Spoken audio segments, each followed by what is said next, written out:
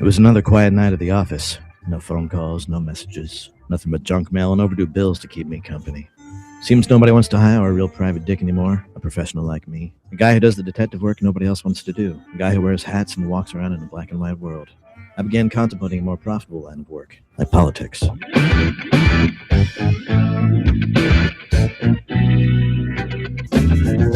are the show you want to know. It's time to talk to you.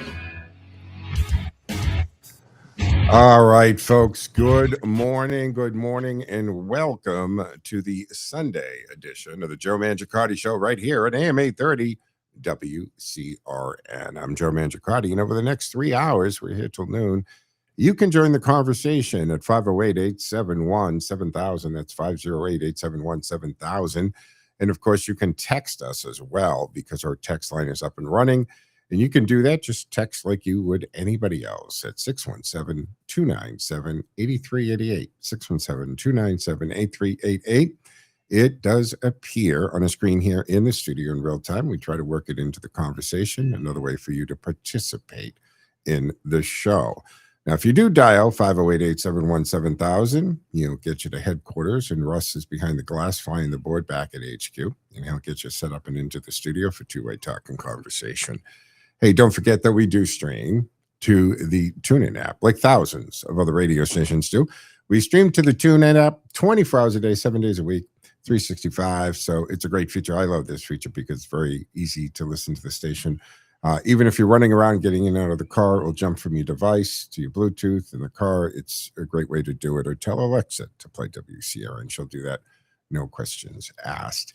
Now, the show does also, or I do stream the show, I should say, to the station's Facebook page and YouTube channel. But you can also follow me on my social media platforms at Joe Mangi Show, M-A-N-G-I, Joe Mangi Show. And I do stream, so the Cameo Cam is on as I'm broadcasting from the Cameo studio. So that means you can watch it on Twitch TV, LinkedIn profile, X, Facebook, and Rumble, the TJM Show channel and Rumble. So you got all kinds of ways to listen and join us this morning. And I see that the streamers are starting to click up. So good morning and welcome to the Sunday show. Don't forget the show is always turned into a podcast and then posted. And you can subscribe or you get your podcast there, like iHeartRadio, Tuned In, Spotify, etc. We got a lot to talk about today, a lot coming up. We've got, of course, Flag Day coming, which happens to be Trump's birthday as well. But also joining us, well, as he does every week, of course, at 9:30, Jerry Doherty, right, president and founder of Boston Independence Group. You know him from Making Money Last and in his several books on financing or retirement, I should say. Will join us at 9:30 as he does every Sunday this week. And don't forget that the 11 o'clock hour is brought to you by, of course, Heart to Home Meals. And we'll hear more about them later. Also coming up in the 11 o'clock hour today, and I'm excited about this because joining us is Scott Halter. Now, he's a professional geologist, petrographer, author, president of the American Petrographic Services out of Minnesota. And you all remember Tom Hanks as Robert Langdon. Remember him, Professor Langdon from Harvard in the Da Vinci Code. Harvard for Professor Symbology and Religious Iconology. And he follows clues and reads symbols and decodes the hidden messages and challenges. That's the official story there, right? Well, Scott may be the closest thing we have to the real life version of that character, except Scott doesn't just work from dusty manuscripts in museum walls. He works from stone, inscriptions, geology, forensic evidence, artifacts that may tell a story in history. Some of them tried very hard to ignore. So many know Scott also from America on Earth, where he investigated some of the most controversial and fascinating questions in American history. The Kensington Rune Stone, the Hooked X, Oak Island, the Knights Templar, Freemasonry, and the possibility that Europeans may have reached North America long before Christopher Columbus. Of course, the Vikings did, the Templar Knights did, but we'll talk to Scott. His work ask a very provocative question. What if the symbols, stones, and buried clues that have been telling us the truth all along in the official version of history is the real mystery? So Scott Walter, he'll join us in the 11 o'clock hour this morning. All right, 508-871-7000 to join the conversation. Like I said, we got a lot to talk about. Washington, right? The whole D.C. cleanup thing going on. The Lincoln Memorial, the reflecting pool there, that has gotten so much controversy.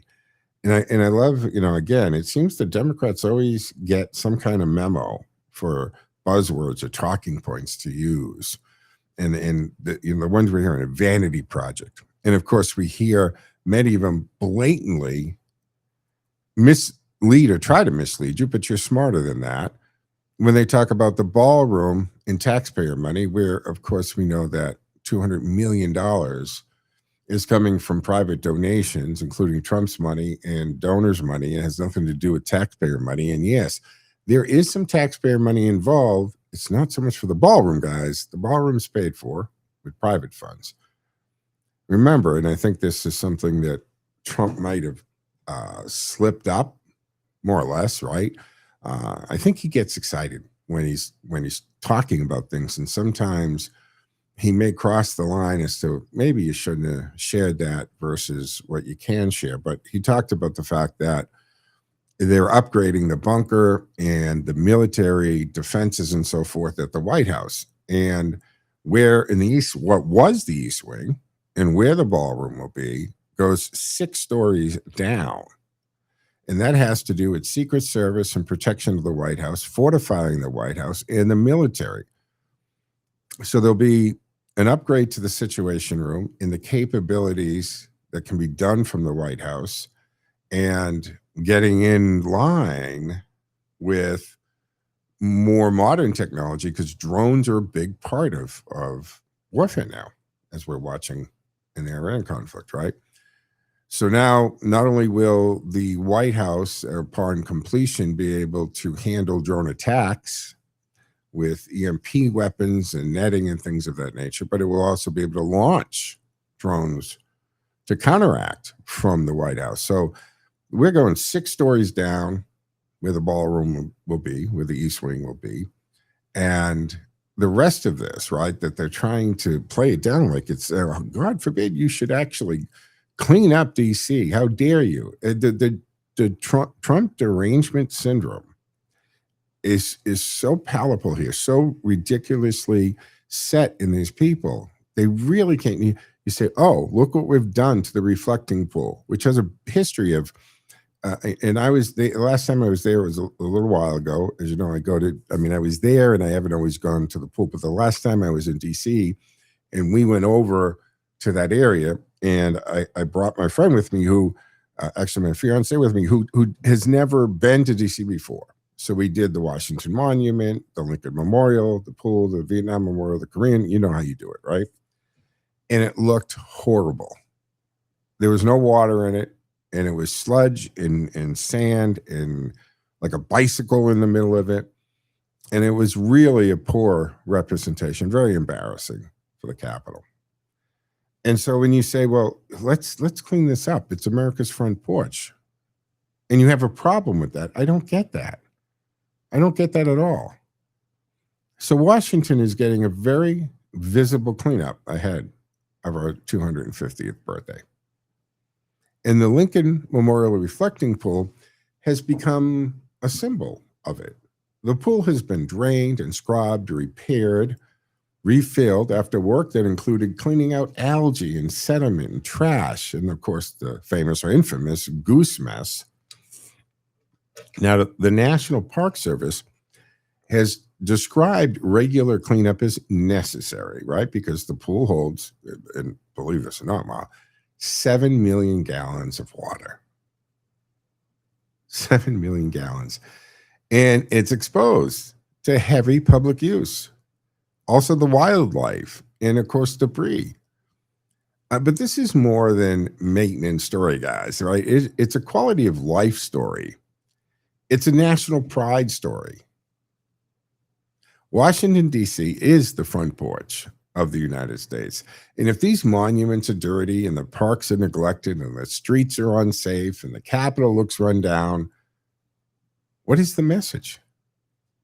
What does that send to the country, to the world? We clean our homes before guests arrive, right? Why wouldn't we want America cleaned up and its capital, especially here before the 250th anniversary of independence? This is civic pride, political branding, or overdue basic stewardship. What is it? It's pride as far as I'm concerned. And all the criticism that gets thrown about vanity projects. No, the real question is, why did you sit quietly when these monuments and statues were defaced and covered in graffiti? And as far as this reflecting pool goes, this thing has been leaking for decades. It has been a problem. And we've all read the stories. What were the government estimate contracts floating around desks in DC? Companies were quoting in the $200 million range to fix the reflecting pool. Talk about scams and graft and kickbacks. This is going to end up costing about $2 million. Because Trump, who, hey, is a developer, right? I mean, he became a multi-billionaire from developing properties. So he has a guy for everything, right? He's your really typical New Yorker. I got a guy for that. Oh, I got a guy for that.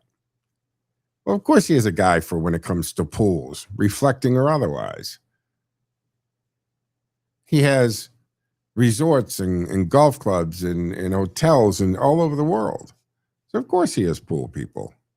And he calls the pool people and he says, I need you to go take a look at this. And they come back and they say, it's going to be a couple $100,000 to clean it up, and we'll seal it and fix it. We'll paint it and fill it. What's the total price? A couple $1 million for 7 million gallon pool, basically, in essence. And then there was the whole issue. Okay, what's the color? And originally Trump had said to me, I like that turquoise, like in the Bahamas and stuff. And they came back and said, that doesn't really work for DC. We're not in the Bahamas. It would look out of place and strange. You need a shade of blue that's more apropos to, the Northeast, or at least this part of the country. And as he was going through the colors, the names of the colors of blue, he gets to American flag blue. And that's all Trump had to hear, right? That's it. American flag blue. We got it. So I am so glad DC is looking the way it's looking now. Plus, it's safe. Compared to a few years ago and under the Biden administration. And of course, we're also dealing with shifting gears here, right? The election, California vote counting still happening. This has absolutely eroded the trust in elections, right? You got Steve Hilton, who just was leading and fell to second place by a couple of points. And I got to tell you something. When it takes you this amount of time, it just say, this doesn't sound right. All of a sudden you get, they stop counting, middle of the night, they get these vote dumps, and all of a sudden the Democrat seems to always pull away. It doesn't seem to ever work for the conservative or the Republican. So California's slow ballot count is again becoming national election integrity flashpoint. In the governor's race, Steve Hilton, right? And you got Baccara, Xavier. They were leading in this open primary thing they do. Tom Steyer, he was in the third. And then he was within range, right? Now these mail-in ballots continue to be continued. And Gavin Newsom changed it so that they send, and this is the stupidest thing when it comes to election, to blindly send millions of ballots out there. What you're doing is you're just sending these things out into the world, begging them to be abused. We've got to stop that. There has to be some kind of national law preventing this. I know the Constitution says states determine the election, but there should be able to be a law that says you cannot blindly mail ballots out. You're inviting fraud. You just are. So now we have Hilton. Well, he was at 27.8, but Bakara just pulled ahead by, 3-4 points. Someone can tell me that.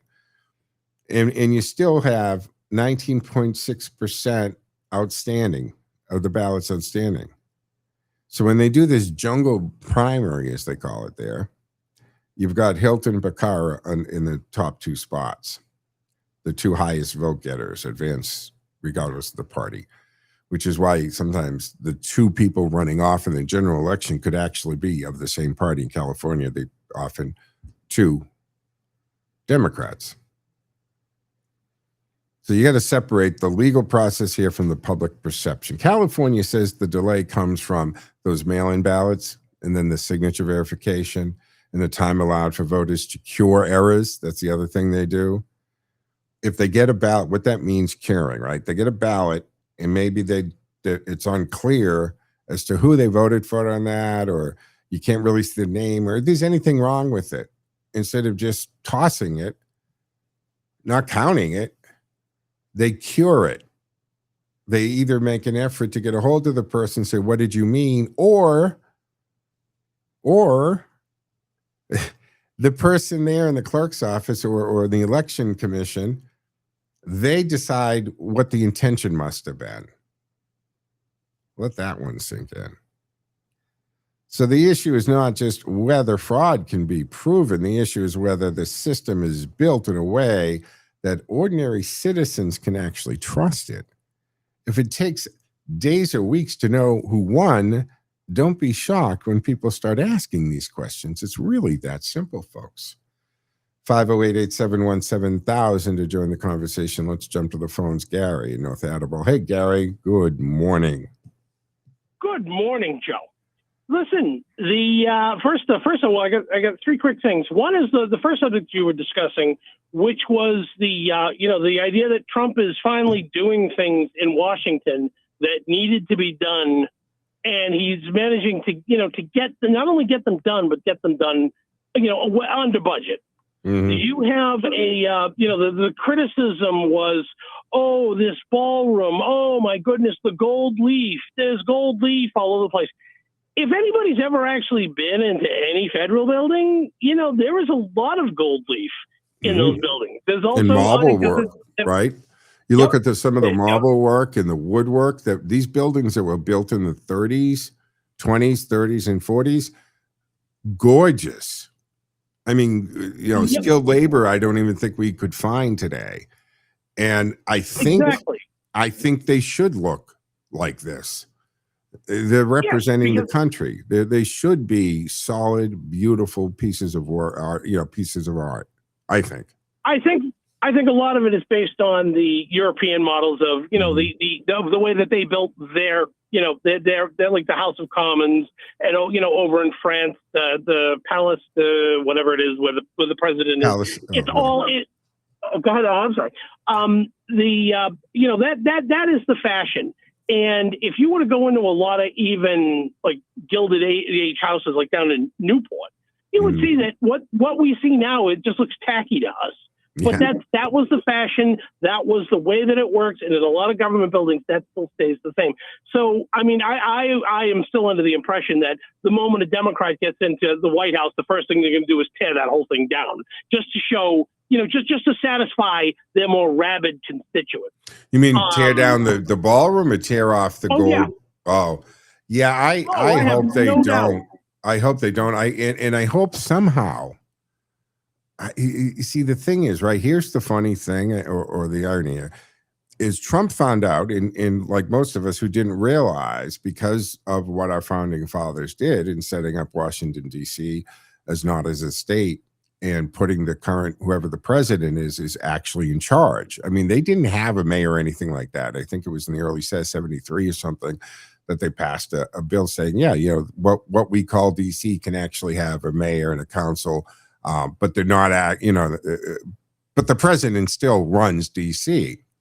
And because DC is this very unique island onto its own, he didn't need to go get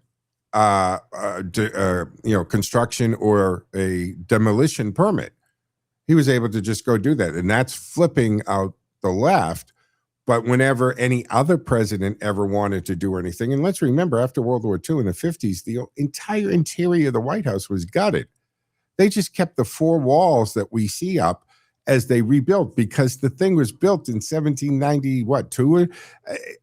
It was falling apart. It was wood. So they rebuilt it with metal, with steel beams and security upgrades and all this other stuff. So this is nothing. And if they tear the ballroom down out of political posturing, there's got to be a way to stop that and say you can't do that. And don't forget that the ballroom's sitting on top of 6 floors down of security defenses and situation rooms and military headquarters. Like, leave it alone. Let this get done. That White House has gone through tons of incarnations over 200 years. You know what I'm saying? Yes. And it speaks more to TDS than it does to any actual, So the second thing is, you were discussing California. There was a YouTube video channel that I was watching yesterday, and it's called State of Daniel. This guy just reports on, he's a numbers guy, and he's basically just talking about numbers. And he was talking about one of these dumps that came in the middle of the night, that in Los Angeles, there was an increase of like 24,000 votes for the Democrat, 0 for the Republican, and it didn't affect any other race that was out there. Because if you're voting in Los Angeles County, you're not only voting for the mayor, but you're also voting for your.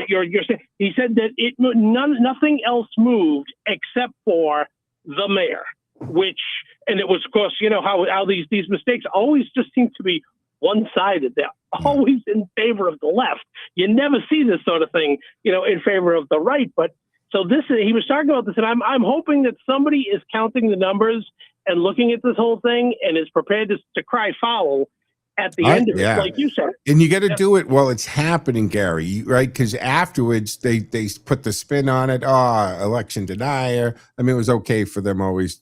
Hillary Clinton to this day still calls Trump illegitimate president from 2016, for Christ's sakes. That's okay.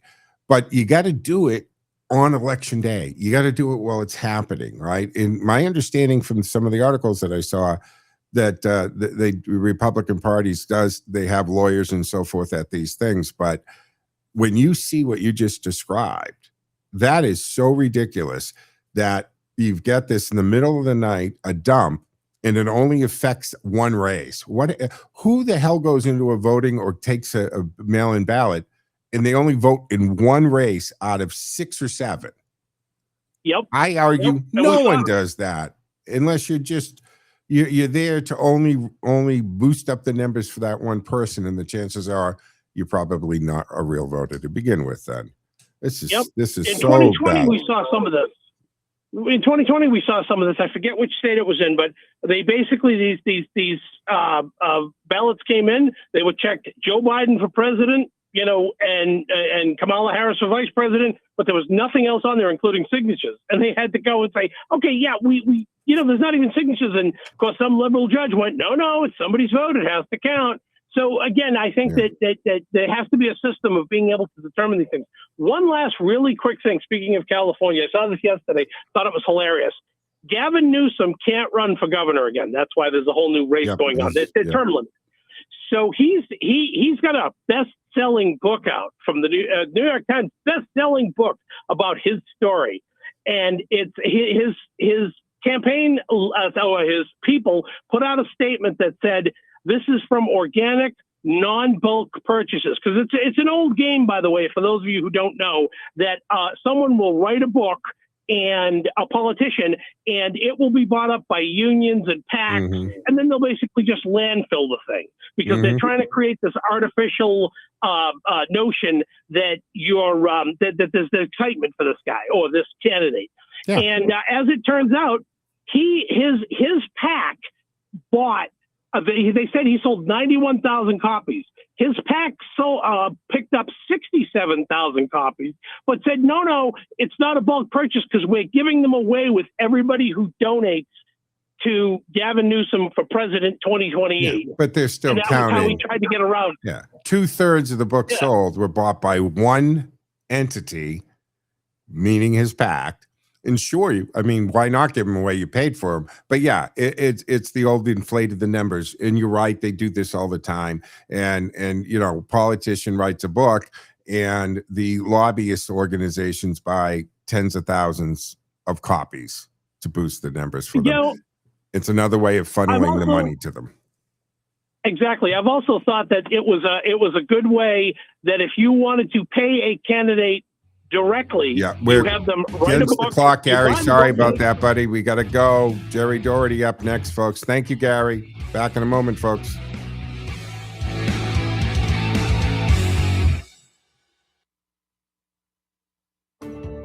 If you enjoy listening to Full Service Radio AM 830 WCRN, don't forget you can stream WCRN on your computer or on your phone at WCRNradio.com and on your Amazon Alexa by saying, "Alexa, listen to WCRN." On the radio, in your car, on your computer or phone. We are Full Service Radio AM 830 WCRN. Looking for a station that brings you all sides of the story? Tune in to 50,000 watt powerhouse WCRN, where the left and the right meet in the middle. Whether you lean left, lean right, or just want to stay informed, WCRN has you covered with diverse voices, lively debates, and thought-provoking discussions. From politics and health to pop culture, you'll hear it all right here. Radio Central, where opinions from both sides come together for the conversations that matter. From the center of the dial, the center of New England, and the center of information, AM 830, WCRN, Radio Central. Tune in each Saturday morning here on WCRN 830 AM for Garden Talk Radio. It's the Gardening with Joey and Holly radio show. Topic-focused, guests from across the country, and answering your garden questions. Send your questions in to gardentalkradio@gmail.com or call anytime to 1-800-927-SHOW. 1-800-927-SHOW. That's each Saturday morning here on WCRN 830 AM. Catch the replay Sunday mornings from 5 to 6 a.m. Tell a friend and let's grow together. Attention podcast enthusiasts. Are you tired of recording in cramped, poorly equipped rooms? Use WCRN Radio Studios. Our state-of-the-art facilities and experienced technicians will elevate your podcasts to new heights. With soundproofing, high-quality microphones, and advanced editing software, you'll sound like a pro in no time. Record in WCRN Radio Studios and bring your podcasts to life. Simply visit WCRNradio.com and click the podcast link. That's WCRNradio.com. More live and local radio than anywhere on the dial. WCRN.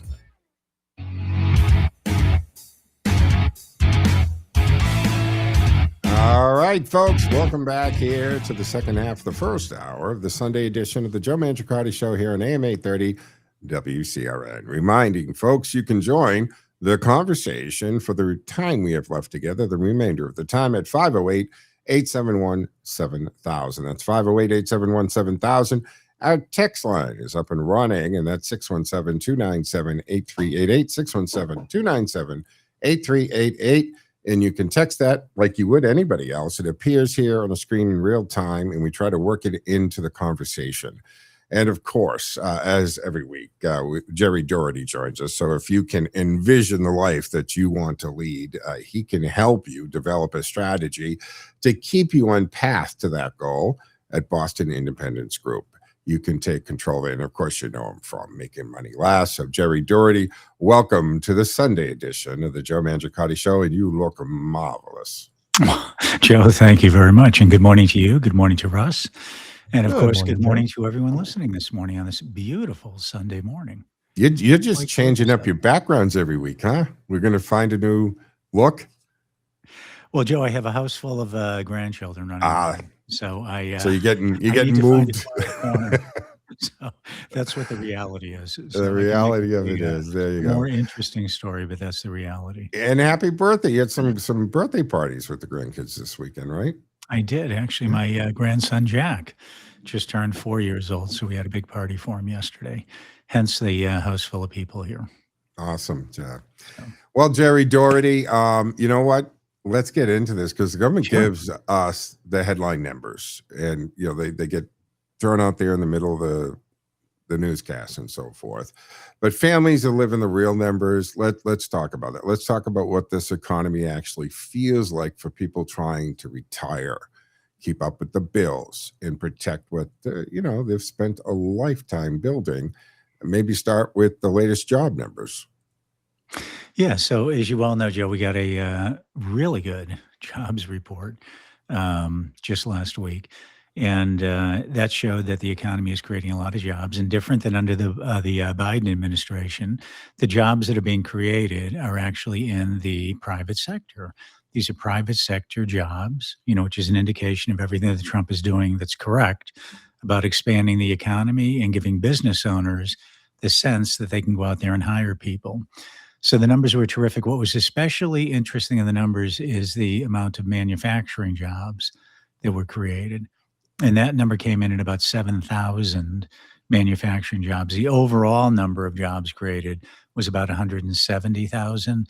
But out of those 7,000 manufacturing jobs, that's the policies that President Trump has put into place at work. Yeah. Right there. Again, we've seen since the Trump administration began, probably about a year and a half ago or so, we're seeing that the number of government jobs has been decreasing, but the number of private sector jobs has been increasing. That's a sign of a very healthy economy. Remember, under President Biden, we had a lot of job creation, but it was all primarily in government jobs, just the expansion of the government sector. And then they were so That's proud. not a healthy economy. We added 30,000 jobs. From taxpayer funds, guys. That's not good news. Yeah, absolutely. Right. And that's the only reason that the government can do anything is because they have taxing authority, Joe. That's what it is. These are jobs that Biden created because they have taxing authority. And that's what pushed pressure on governments to expand the amount of revenue that they're, getting from taxes because of all this job creation. Trump has a much different view of this. Let's expand the economy. Let's create a pro-growth environment. Let's have low tax rates. And by way of those low tax rates, we'll create more businesses that will pay taxes, and we'll create more taxpayers, but everybody's paying lower rates. It's a totally different view of how to run a government. This is why, I'm a big believer, Joe, I know you are too, in having a business person as the CEO of the largest corporation in the world, the United States of America. Yeah. And, Trump is saying, look, the man be bringing back, right? He has brought trillions in money on to our shores, or promises of this. And you've got companies outside of America coming to build plants here. And of course, the threat of those or the tariffs made a lot of people say, well, if we just manufacture it, I mean, we can go all the way back to when Ford was going to put the Mexican plant, and Trump said, fine, you can do that, but I'm going to slap a tariff on it. And what do? They stopped building the plant in Mexico and they kept it in the United States. And that's the type of thing. These are things that you're never going to see a Biden come up with. But let's talk a little bit about the unemployment, because the long-term unemployment are now about 2 million people. And more than a quarter of all the unemployed workers have actually been out of work for 27 weeks or longer. So what does that mean to people? What does that mean to us? Why is that an important thing? Well, Joe, when you look at the unemployment rate, right now we have an unemployment rate of about 4.3%. That's where unemployment is running. Historically, by any standard, under 5% employment has been considered full employment. There are always going to be a number of people, who are looking for jobs or who are out of work for whatever it happens to be. Maybe they need retraining, whatever it is. I think that with the unemployment number right now, anybody, realistically speaking, this is a generalization, but realistically speaking, anybody who would like to have a job in this economy can get a job. We just had in 1 month 170,000 jobs created. Okay. And when you look at those when you look at the job creation numbers too, tying in this whole unemployment conversation, when you look at that, they revise the numbers, don't forget, for the month of, April and for March. they revised those numbers upwards. Those numbers had more job creation than originally thought. These numbers are always revised. Under Even Biden, that, Jerry, right? Yeah. Because under the Biden administration, to come Everything was out and revised brag, down. and the revision would always be down. would be You know? down. Right. Here we have not only a home run, a grand slam. It was greater. Remember, it was predicted, it was expected that there were going to be 85,000 jobs created, right? 85,000 jobs created during the month of May. As it turned out, there were 170,000 jobs. So it's just about, double. It was actually a little bit more than double when you look at the exact numbers, a little bit more than double what was expected. And then the previous 2 months were revised upwards. That is just, it's an incredible thing. So yes, Joe, there are still people who are unemployed. There's no question about that. But 4.3% is still a pretty respectable number. And you have to remember, we're getting these numbers right now while this war is still going on. And while we still have a lot of issues, relative to oil and everything else. If the war were not going on, once we exit this war, I think we will see, number one, the inflation numbers come down that we haven't really touched on this morning. But then number two, I think we're going to see these unemployment numbers and the job creation numbers become even better. I think we're really kind of, positioned for rocket fuel once the war ends, once this whole situation gets straightened out. Yeah. Well, to your point, right? So inflation, always a kitchen table issue here. April CPI was 3.8 year over year. But energy was up 17.9. Gasoline was up 28.4. But and Trump, again, common sense tells you, look, as soon as the Iran conflict settled and the Strait of Hormuz, and you've got, Krug Island is maxed out. You got tankers sitting there that can't go anywhere. You got empty tankers waiting to fill up. And not that really affects America, other than the fact that we have all kinds of tankers, steaming. That's an old-fashioned term. No ship steams anymore, but you know what I mean. They're headed to the United States to fill up because we're now becoming the gas station for the world. But when that gets I think, and I've watched guys like John C. and other people talk with Maria in the morning and different shows. Everybody's of the same mind, other than Trump, because nobody believes Trump, right? Oil is going to drop certainly down to 70, maybe 65, dollars a barrel. And what's that going to do? And the ripple effect of that. So on the inflation note, we're dealing with some high gas prices, but I watch these members of Congress in these hearings, and they pretend that the 4 years under Biden didn't exist, that the Green New Deal bill didn't exist. And the reason it was up there was because of policies. Right now, we know exactly why gas is costing us, and we know exactly what's going to happen when that gets rectified. Gas is going to drop. We're going to be down under $3, no question. I would say closer to $2 a gallon when all is said and done, and the ripple effect through the economy, right? Because everything's shipped by gasoline or diesel. Inflation, if you listen to the Democrats on the Hill, you would think we were living in the Biden years still, which they were totally deaf, dumb, and blind during those times, by the way. Yeah. So with Joe Biden, I mean, you had people like Larry Summers, not exactly a conservative voice that's out there. You had people like Larry Summers, who in 2021, was writing articles saying that these Biden policies are going to create incredible inflation. And why would they? Why would he be writing things like that? He'd be writing things like that because coming out of COVID in 2020, supply chains, everybody knew this language, supply chains were closed, right? Entire ports were closed, right? We had no business activity going on. So there was no supply. There was no supply. Supply chains were a problem. And against that no supply, what the Biden administration did is they began to put in policies that were effectively giving money away to Americans. That's what they were doing. They had a lot of this fiscal stimulus. We all know that language as well, right? Essentially giving money away to people. When you give money away to people, what do they do with it? They spend it. What does that ultimately mean? That ultimately means that you're increasing demand. So what the Biden administration did is they increased demand against a very finite, in fact, a low supply. So if you have all of this demand for very few products, of course, it's going to drive the price up on products. This is basic economics. And that's why, it's economics 101. And this is why we have people like Larry Summers even saying that these are inflationary policies that are being put into place. Okay. So that's why the inflation happened under Biden. Yeah. What President Trump did is President Trump completely reversed all of those policies, and he wants to grow his way out of the economy. So when you think about it, if you have a growing economy, because a lot of economists think, and Trump I think has turned them on their head, that you can't have a growing economy without inflation. But Trump has said, why can't you have a growing economy without inflation? Why can't we have more and more people that are creating more and more supply, more taxpayers, more businesses and everything else? But why can't we have more and more supply meeting that demand? And we were seeing that until we got into the war situation. Remember, prior to the war, under Trump, just like under his first administration, we saw minimal, almost no inflation on a month-to-month basis. It was very, very minimal. Now, annualized, it was still up around 2.5% prior to the war, pre-war.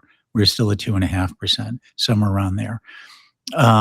But now with the war, with oil prices going up and oil affecting everything, that's what's really caused the inflation. What's interesting, Joe, in those CPI numbers that you mentioned, and it's actually the PCE numbers that you're referring to, that 3.8% number, that personal consumption expenditures, the PCE, the Fed's preferred gauge.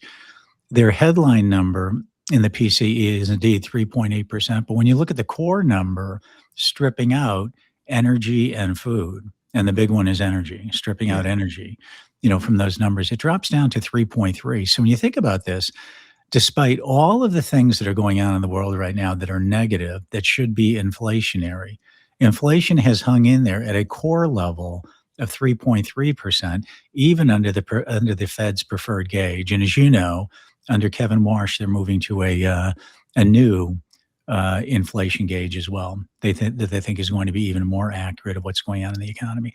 And then against that backdrop, and then I'll be quiet, Joe. Against that backdrop, that's good stuff. Yeah. Okay. Against that backdrop, you still have real wages increasing, not by as much as they were before, but you still have people with more money to spend still outpacing inflation, even despite the war. That's why once we get this war behind us, I think we'll be fine. I really do. No, I think I'm not trying to sound Pollyannish, but I really do believe that. Like I said, it'll be beyond fine. We're gonna see be more of a fine, boom than we did in the first administration. But when you said that about getting the money out the door, it just I have flashbacks to remember I think it was Project Veritas was one of those where they had the USAID kid under in the investigation, and he said, and I'll never forget this. Oh yeah, we got to get the money out the door. It was like throwing gold bricks off the Titanic. And the imagery of that, the sinking ship of the Biden administration throwing gold bricks off. I mean, $20 billion down there to what's her face in Georgia, right? The one who thinks she was the governor, for Stacey charity. Abrams. Yeah, that was set up a year before with $200 to open up the checking account or whatever. And then the next year they get $20 billion in a federal grant. It's crazy. It's crazy. And one of the things I was going to have in my notes to talk about today, because Steve Hilton brought it up, and I've been saying this now for months, because ever since Nick Shirley started blowing stuff up, man, is before you talk to us about taxes or pay your fair share or raising taxes, let's get a handle on the corruption and the fraud and all of this, the Medicare fraud, whether it's the hospice, the child care, all of that, but Medicare and Medicaid fraud, it has been happening. It in so much, Jerry, I think it's like become, oh yeah, that it's in the lexicon. I mean, I made the point that, you watch the old shows, from like Sopranos in the 90s, and half of every scam they're doing there is a Medicaid fraud, right? They got some degenerate gambler who happens to run an HMO, and they say, oh, good, we'll run all these phony MRI tests and stuff. So Medicare and Medicaid fraud has become so commonplace, it's almost as it's an acceptable thing. And Hilton was saying, and I've been saying this, if you when you're seeing these now adding up to billions and billions of dollars in a state, just one state, and we got 50 states, and it's here in Massachusetts as well. If you start adding this up, you're going to realize we might actually have a balanced budget, because if we didn't have to be collecting that level of taxes for the fraudsters and the scamming going on, we have plenty of revenue. I've always said our problem is not a revenue issue. We have the biggest revenue of any government in the planet. It's how we spend the money, or how we allow the money to be scammed out of us. Well, and Joe, that's the distinction that you're making right there. Because I think that fraud is an important part of this, and the Medicaid fraud in California, Medicare and Medicaid fraud, but especially Medicaid fraud in California, is really almost a unique situation because of the way that California runs some of these programs, and that's why Steve Hilton is laser focused on this thing, as he should be. But the fraud alone, all the Doge stuff that we saw from Elon Musk, that alone is not going to solve all these problems. No. To your second point, to your last point that you made, Joe, it really is just a spending problem. We need to stop spending at the federal level as much money as we have been spending. Remember, in 2019, the federal budget was just about $5 trillion, a little bit more than $5 trillion. And then COVID hit, and we did a lot of spending to get out of COVID, and we weren't sure what was going on. And I was certainly supportive of some of this stimulus spending to keep businesses alive and all this stuff like that. But there was a lot of fraud in there. There was a lot of poor judgment in there. And in that time, from 2019 up to 2025, the federal budget of the United States increased by 50%. We went from roughly $5 trillion to $7.5 trillion in a 5-year period of time.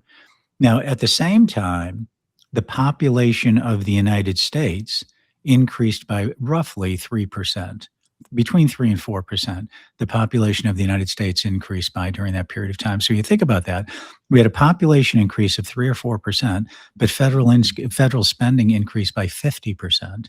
And then some of these temporary COVID programs, remained in place as permanent programs.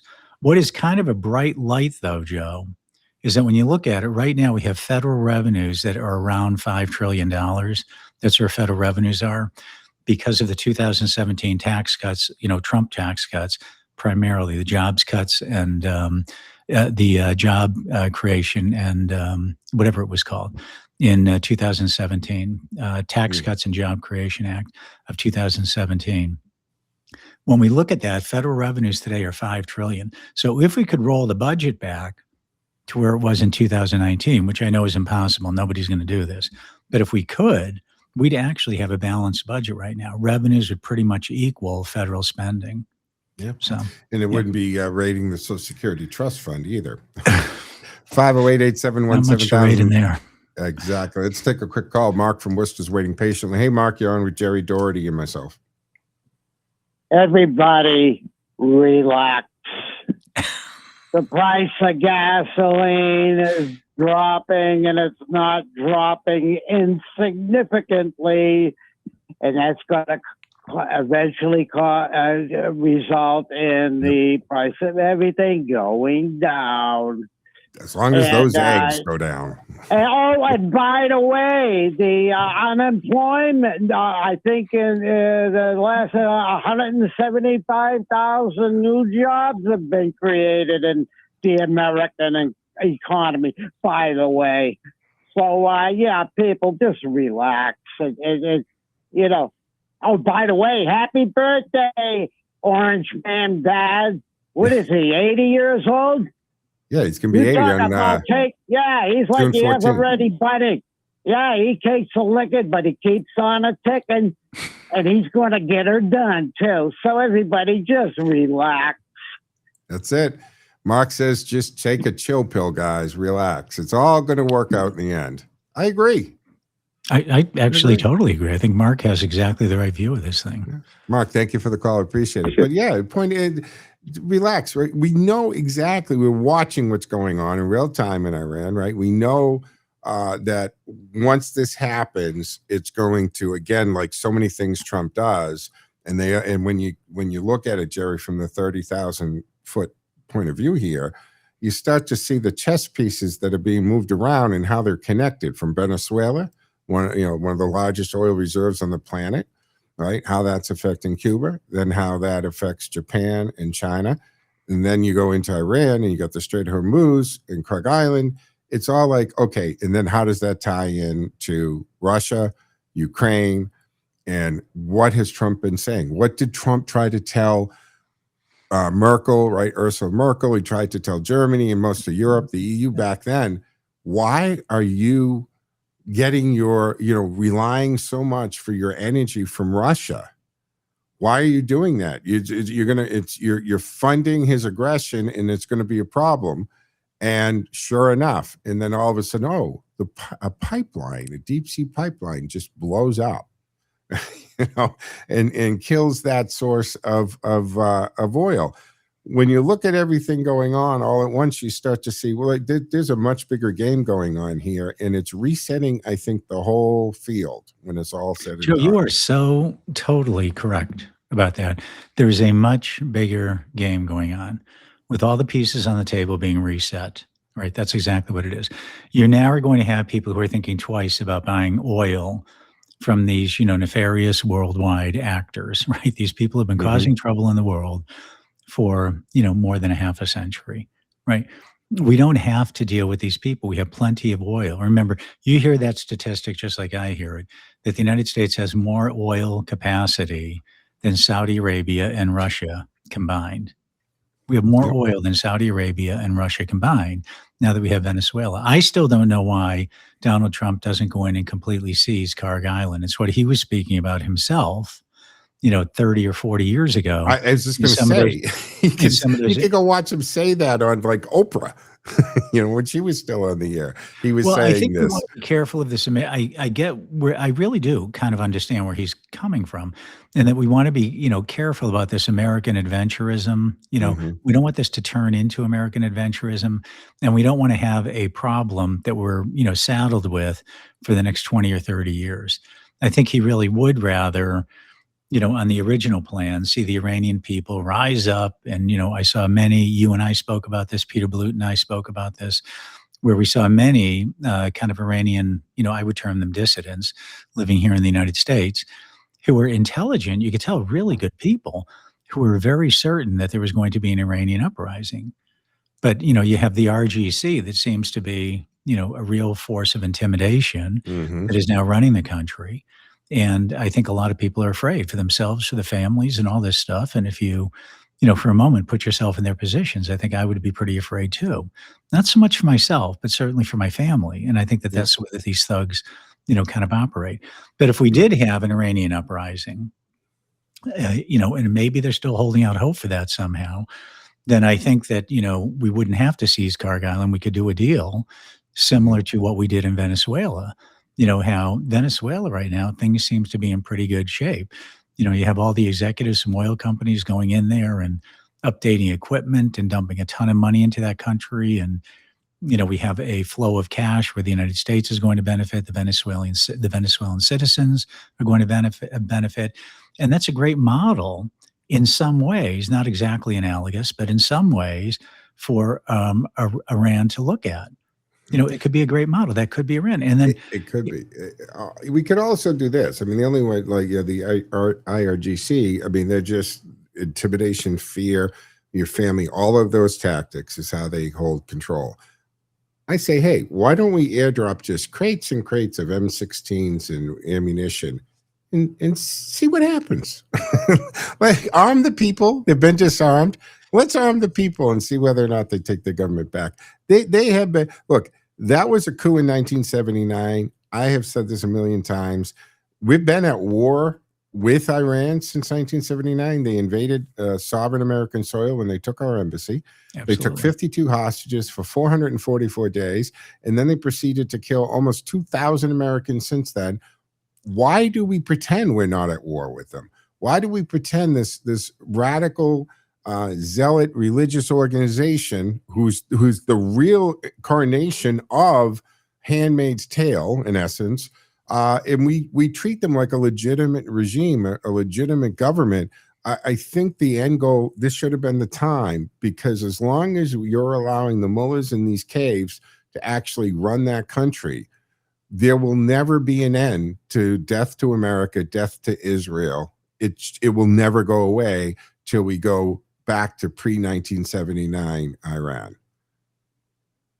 Well, yeah, and I do think that you have to have buy-in from the people, because we don't want to get again, it's one of these it could turn into a quagmire. We don't want to have an American presence there 30 or 40 years away, beyond just a business presence and a tourist presence and all of that stuff. But that is possible when you think about it. Tourism to Iran, right? Yeah, that was once a very usual thing. We're against the clock. Are you staying over? Do you got to go? Sure. I'll stay for another second, all right, Joe. because sure. then we'll get the information about your upcoming seminars and all that. We'll do that when we come back on the other side, because I hate to always rush that at the end. But I call it Jerry's gigging when he does his gigs and he does your retirement seminars. But folks, you are tuned in here to the Joe Mangiacotti Show, Sunday edition of the Joe Mangiacotti Show on AM 830 WCRN 508-871-7000 to join the conversation. Stick with us. Back on the other side. This is Radio Central, 830 WCRN, Worcester.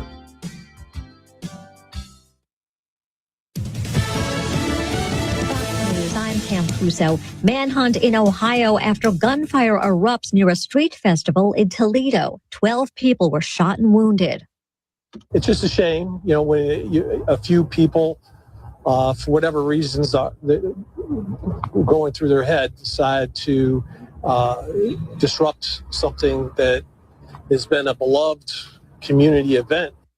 Police Lieutenant Dan Gherkin, cops believe at least 2 people fired weapons and were probably shooting at each other. More unrest outside an immigration detention center in New Jersey. Protesters say conditions inside are inhumane. It isn't about the quality of detention. It's about detention. They don't want these people detained. That's Borders Czar Tom Homan. America's listening to Fox News.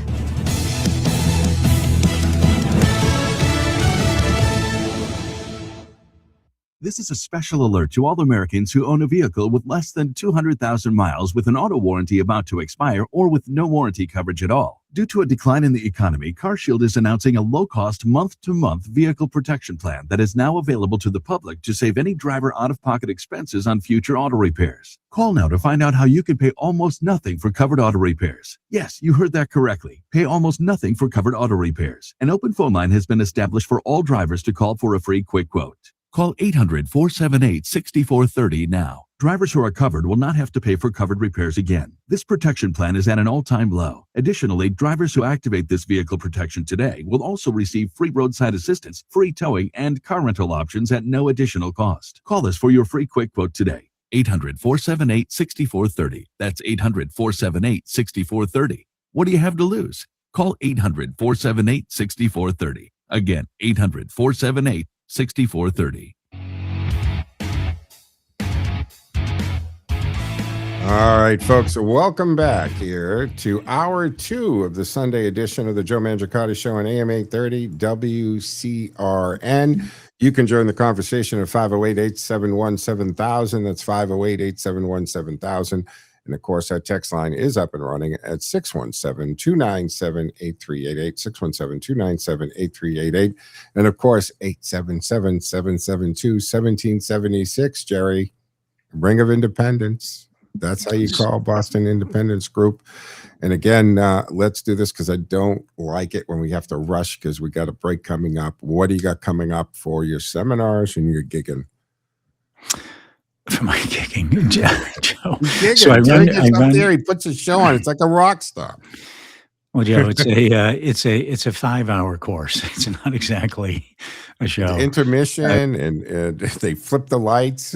You got to go back in. Cut into 2.5-hour sessions at various colleges around. I obviously not holding any of them. Everybody, including me, is going to be on vacation during the month of July.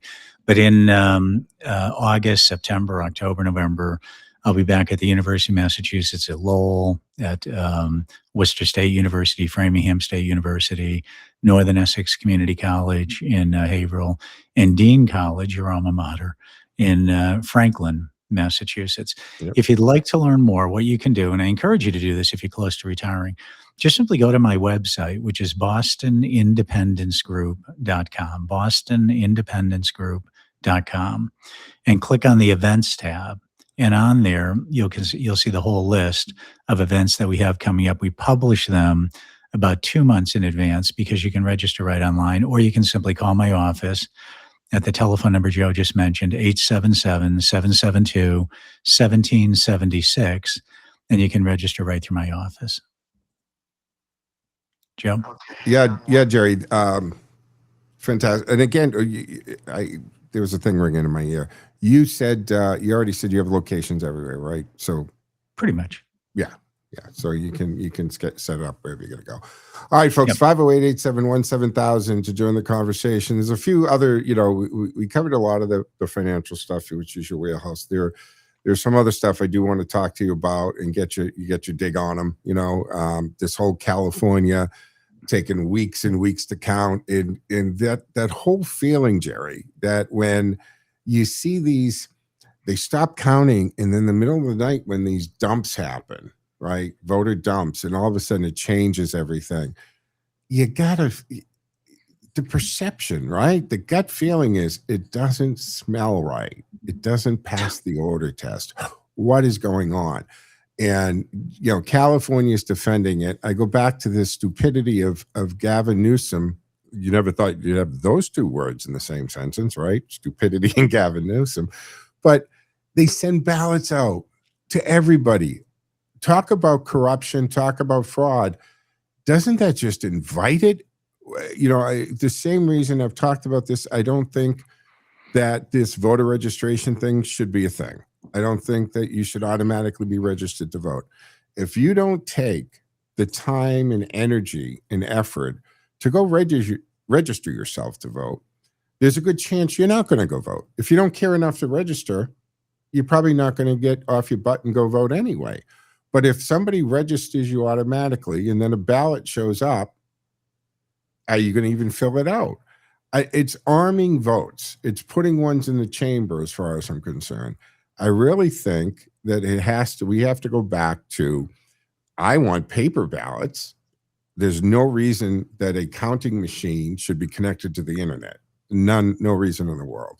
It's a simple counting. The same number of people that walk in and check in and say 480 people walked into this polling place. The lady, it's always a lady wherever I go. It's always an older lady, two older ladies that seem to be friends for years, sit there at the table. Okay, Joe Mangiacotti, here's your address. They put the red line through it. You get your ballot. You do your thing. You go check out. You slide it into the box, and I watch the little ticker go up one. That's it. That's the level of technology we need to have at a polling place. And to have people automatically registered, I think that's dangerous. And if you can't physically go on election day, forget election month or months. If you can't go on that day, you do what we did pre-pandemic. You call your city clerk or your town clerk and say, I'm out of town, or I'm sick, or I have mobility issues, whatever. And they go, oh, no problem, Mr. Doherty. You're registered at this address. We're going to send you the ballot. You sign it. Someone witnesses. You send it back. That's all great. No. And during the pandemic, do you remember the stories of thousands of ballots on the side of the road? Thousands of ballots laying, hundreds at a condo complex or an apartment complex, just at the mailboxes, just laying there on the floor. That's craziness. It's crazy, Joe. So, with Peter Blue used to bring this up a lot, and he understands, in a lot of detail about running elections and voting, counting, and all this stuff like that. And Peter used to always bring up, he would say that, whenever you see voting that stops, or whenever you see delayed voting, that the only reason that happens, and I think he's correct about this, it is the only reason that it happens, is because somebody's trying to figure out where the vote count is and how many more votes they need to overcome whatever the deficit is. That's it. It's just somebody trying to assess where the elections are right now. So in California, where you have these remarkably delayed elections, it's amazing. I did read a statistic this weekend, which I believe to be true, but I only read it in one source, that apparently in the LA mayor's race right now, there have been more votes counted than there are registered voters. That's so right And there. how How does that happen? and this is what Donald Trump brought up in the 2020 election as well. You know, in 2020, when he lost the election that he lost, in the 2020 election, he brought this up as well, that there were several counties where there were more votes counted than there were registered voters.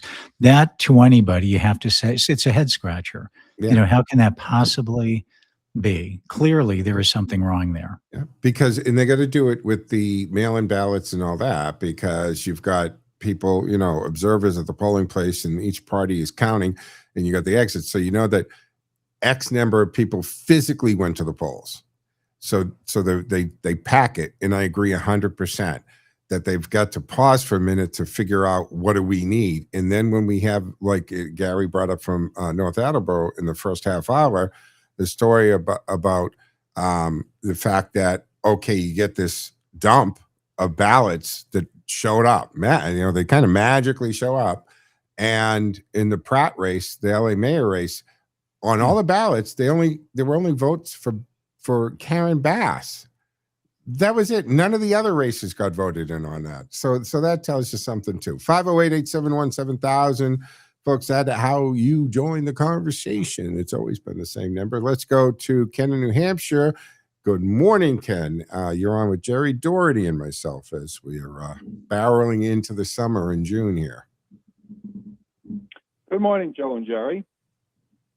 Morning. Good morning. I wanted to pick up Mark's call and declare today Humility Sunday. Because if we look back 3 months and 1 week ago when this war in Iran started, nobody predicted what has transpired. Let me just cite one thing that I don't care where you are on left, right, center. Who could have predicted the Strait of Hormuz would be closed for over 3 months and the price of oil $90 a barrel? Come on. The experts would have said 150 to 200, right? Right, Jerry? Absolutely. As it has been, Ken, by the way, in previous conflicts, oil has definitely gone to $150 a barrel. Oil has not moved. It's moved above $100 a barrel, but generally speaking, it hasn't moved much above $100 a barrel in this whole conflict, which, to your point, Ken, is just remarkable. So we don't have all the answers as to why that occurred, but we have some of the answers. Well, who could have predicted the UAE would leave OPEC? Anybody? Not me. No, absolutely. So what's that all about? Oh, simple explanation there. You know what the UAE was prior to the war starting? They were basically the financiers of all of what was Iran. They're sort of their bank, piggy bank, to get around all the sanctions and the stuff. And then Iran starts shooting at them, worse than any other nation, simply because they're a bunch of punks. They weren't going to shoot at us because it's going to be bad. So they punched down at their financiers. Who could have? Well, they were just dumb in what they did. And the consequences is, well, the UAE is avoiding the strait. They have a pipeline, and they're going full out, pump, pump, pump, pump. And Saudi Arabia is sending from east across to the Suez because they're going full boat. And whatever else everybody else is doing, this 20% of the world's oil supply is not so much a problem. So now what's Iran going to do? We don't need them. The rest of the world doesn't need them so much now, do they? Yeah, and from what I'm understanding with some of the articles I'm reading, right, Saudi Arabia, other nations in the Middle East, they're going, hey, let's look at options of pipelines and other ways, like, and cut Iran out of the deal, because it goes back to my point. As long as the same people, right, meaning the imams in the caves and in the Republican Guard and in that ilk of people are running it, they're always going to have a problem, right? Because It's being run. It's Islamic and by the Muslims who feel that the whole world needs to be that. And this is the whole thing, right? Death to America, death to Israel, wipe Israel off the face. Then they're going to come after us. If that's who's running this, we're always going to have this problem. It's not going to go away. And Trump talked about, okay, they thought they were slick when they were doing the negotiations about they can't ever build a nuclear weapon. And then all of a sudden it dawned on us, apparently, we better include in that you can't buy a nuclear weapon from somebody else and go to that. You can't have it. I go back to, you got to change the regime, or we don't have to, but until Iran changes their regime and they go back to, a non-religious entity running that country, we're always going to have a trouble. So now you have, like I said, Saudi Arabia, Oman, all them saying, hey, let's build pipelines, and they have some pipelines that they can expand, and cut the need for Iran to control everything. And the other thing Trump is saying, right, there will be no toll, right? The Strait of Hormuz and this will be open for everybody for trade, and there'll be no tolls. That's how they've held, including their brethren, right? Brother nations, they are hostage because of the Strait of Hormuz. And he's got to negate that. I mean, first he flipped the script by putting our own blockade in. They didn't see that coming. You can't tell me they worked that out in the war room because they underestimated the United States, or they underestimated Trump. Joe, our blockade was brilliant. Mm-hmm. Jerry mentioned, well, why aren't we going after Kharkov? Why do we have to go? Why do we have to land on any land in Iran and risk our troops being killed? We don't. Yeah, we control the waterway. What we did in April is working like a charm. So you have two parties blockading the Strait of Hormuz, Iran and us. And the barrel of oil is down to $90. It was as high as, I think, 115. So why wouldn't it, over time, isn't it just going to keep going down because people are going to find alternatives? And effectively, it's the IRGC that's controlling Iran. So they don't even have a supreme leader anymore. We don't even know if he's really alive. Right. I mean, the president came out the other day to try to he tried to resign. I don't think they let him, right? And because he said, I'm a puppet. I have no authority here. I can't make any decisions. It is the IRGC. It's the humans in the caves. So he tried to resign, but they won't let him resign. He can put the suit on, the tie on, and pretend, but he has no power. And that was a problem we had during the negotiations. We would sit there with this negotiation, but as soon as there was a point to be made, agreed upon, on the other side of the table, they'd have to say, all right, well, we have to travel back to Iran, go up into the cave. We got to ask if this is okay. And that's when Trump finally said, you know what? We're not doing this. I'm not sending Rubio and representatives over there, 14-hour flight for that crap. So pick up the phone when you really, you have somebody who can make decisions and really make decisions and actually negotiate on the behalf of Iran. We'll actually sit at the table. Otherwise, forget about it. And Trump has never taken the option of going back to the assault, right? Back to doing it the hard way. He keeps saying we can do it with a piece of paper, meaning, a treaty agreement here, or we can go back to finishing off what we started.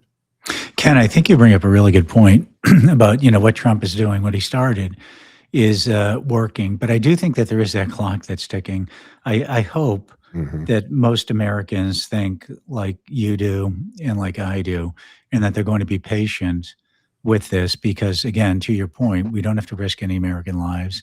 We don't want any American casualties. We don't want any boots on the ground. The strategy Trump put into place is working. But those midterm elections, I mean, here we sit now, essentially almost in the middle of June. And, these midterm elections are in November. And I hope that message is being given to the average American person in the circle of people that I hang around with, Ken, but it's probably more a reflection of who I am. And it's probably the same in your world as well. You probably hang around with people who are similar to you. I think people have that message and they're willing to wait and they're willing to be patient. But this could be a disaster for Trump in the midterms if we end up, with gasoline still in the price range that it is right now. And yes, it has come down. There's no question over the past couple of weeks, but still, it still is pretty high.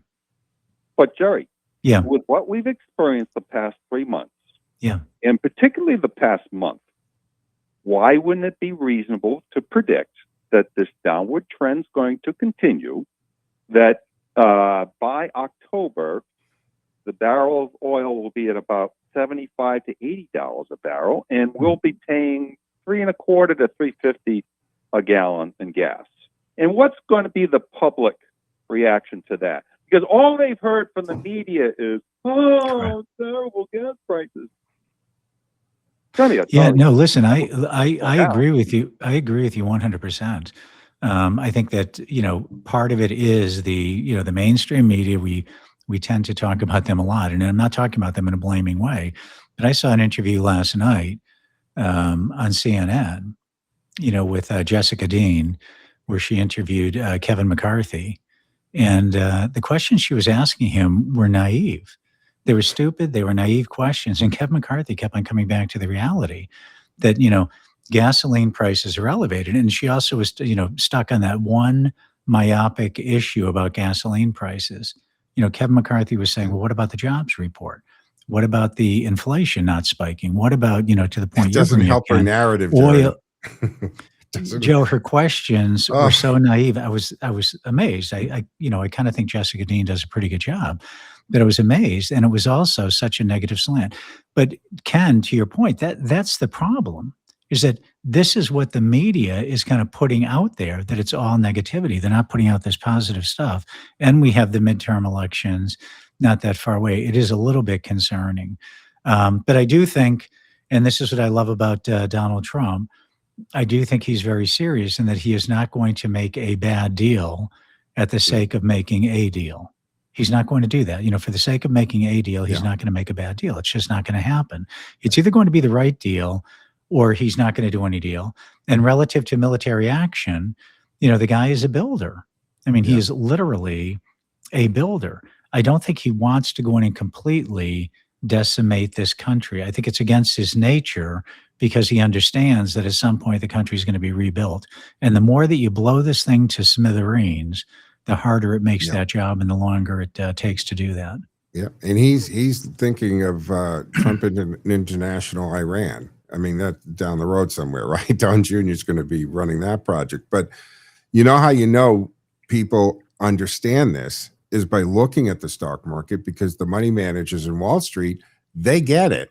Because if they thought this was going to be prolonged and be a big problem, we'd have a problem in the stock market. But we've broken records in the stock market, so they're confident. Doesn't that show confidence in the money managers, Jerry, that they know this is a temporary, and they know Trump is going to bring this home at some point in the relative near future? They do. I think it shows that they're aligned with Ken's mentality.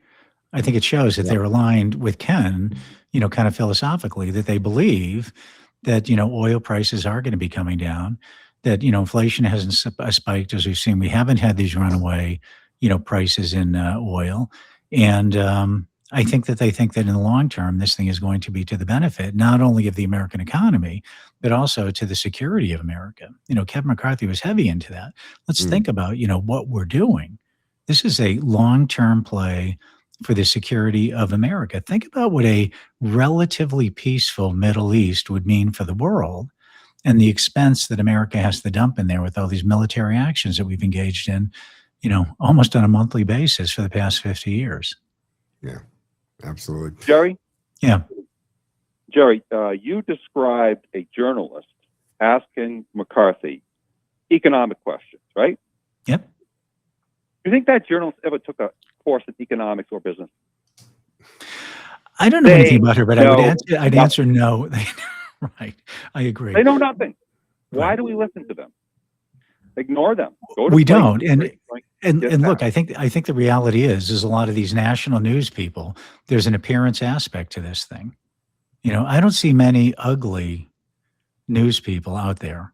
I think I see more people who look like Jessica Dean. I mean, I'm not, she certainly seems somewhat intelligent to me, but I think, certainly Ken, based upon her questions last night, she has a basic fundamental, non-understanding of economics and so on. But she certainly is attractive. She certainly is articulate. And yeah, and I think she can read the questions that are put in front of her pretty well. But that's the problem. It's a very visual media, right? Medium. I wonder what happened to the Walter Cronkites of the world. But it switched. It's kind of attractive people. I'm sure it's the same for men as well. Yeah. Final thought, Ken. We're moving along. This proves my point. Don't go to TV. I use YouTube. I wish I could Rumble instead, but they don't do as good a job of feeding me good stuff. But YouTube's got great information. I learned a lot more than I ever would watching the YouTube. Yeah. Awesome. All right, Ken. Thank you very much. Thank you for the call. Appreciate it, folks. 508-871-7000 to join the conversation. That's 508-871-7000. That's how you get into the studio for two-way talk and conversation. Jerry Doherty in virtual studio with me. We talked about the inflation issue. We talked about the jobs number. A little more on the mayor's race, Pratt. Do you think he's going to pull this out, Jerry? I mean, he's got. I think he's going to be. I hope he's going to be in the top two. Yeah. And if he isn't in the top two, then I think I already know that there are some federal investigations going on already. But clearly, in California, everybody must be saying, why can't we count these ballots in a reasonable amount of time? And again, to Peter Blut's, point that he brought up countless times over the years that I joined him. Whenever the voting stops and whenever the voting is prolonged and you don't have good, clean numbers, it's only because somebody wants to know where the vote count is. And they want to know where the vote count is because they want to know what the deficit is that they have to overcome. So the woman who's in third place in the LA mayor's race, I forget her name now, but she clearly, the Democrat, and she's crazy. She's, really, really, really liberal, yeah. So she, I think that, the Democrat machine in California wants to figure out where she is relative to Spencer Pratt and see what the deficit is. But I think this is, I think it's it's outrageous that you can have an election and they might not know the results for 30 days. This is the United States of America in 2026. Again, when you look at states like Florida is really kind of the poster child for this.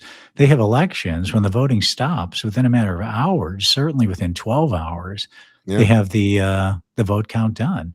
And, we should be able to do that everywhere in the United States. 30 days? In California, it's like 100 years ago. They probably did it quicker 100 years ago. They did, because they had the Pony Express would take the ballots and run them real quick. But, I mean, you talk about California, right? Silicon Valley, the tech capital of the country type of thing, right? And these people, and you got brilliant, right? The brain trust that exists in parts of there, but yet they can be so smart and then so stupid on so many things, especially when they don't understand that what they're dealing with. And I think Pratt, what I'm saying on that is, you're so smart, but you keep voting for the same type of people. They're all interchangeable, right? To me, it doesn't matter when you get real progressive left, when they try to out-left each other.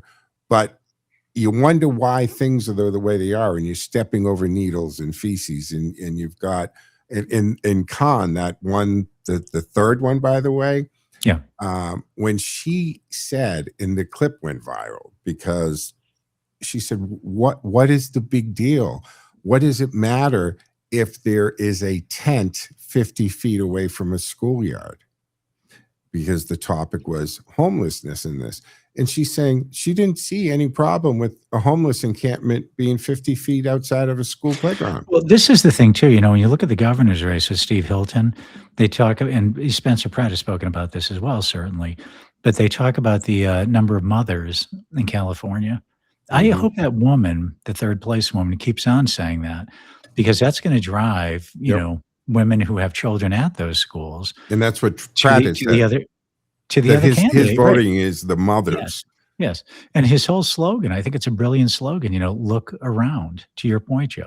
It's kind of like Donald Trump saying, in the But he got 2016 to election. lose. What do you have to lose? Yeah, that's This is it. the same way. Just look around. Do you want to live like this? And there's no reason to. We're better than this. And we should be. And you know, and again, and we've talked about it a million times, for the first time in the history of California, have more people got the hell out of there than moved there. It's been the golden state.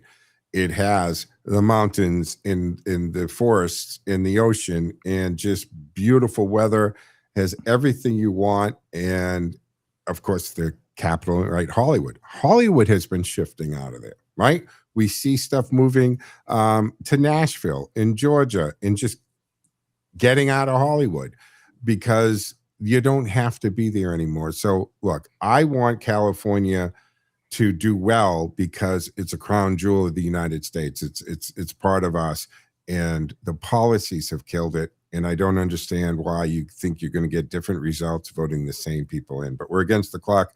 Jerry Doherty again. Let's roll your number to Boston Independence Group. My telephone number for retirement planning, the firm that I own, Boston Independence Group.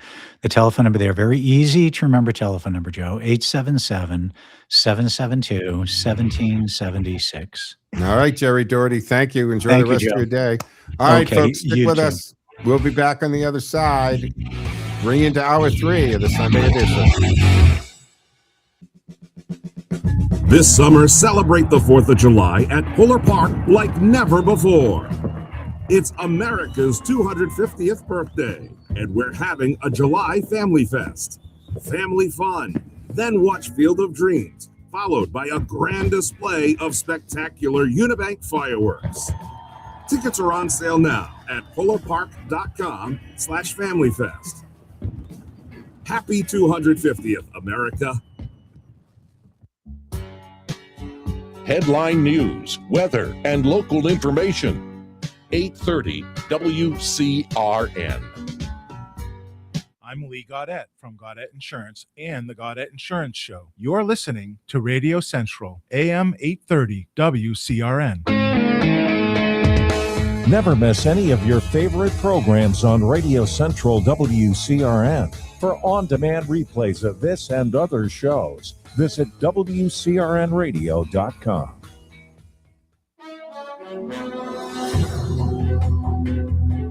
Learn how you can make your retirement exactly what you want it to be. Join attorney Jeff Monfett for Retirement Security every Monday and Friday afternoon at 2. Set the stage for a worry-free retirement with Retirement Security right here on Full Service Radio, AM 830 WCRN. Bad decisions limit future options. Stop adversity from becoming stress. Listen to The Float Line with Rick Hughes, Sundays at 8:30 a.m. Problem-solving devices built on God's Word. Inspiration and education, all without manipulation. Sundays at 8:30 a.m. Shop local and listen local. Live and local radio every day on Radio Central, 830 WCRN.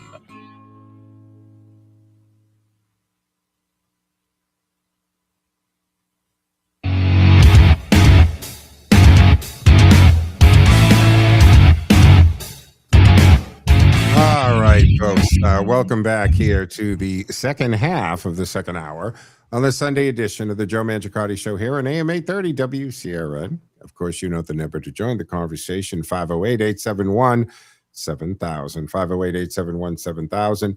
Russ will get you set up into the studio for two-way talk and conversation. And, of course, our text line at 617-297-8388.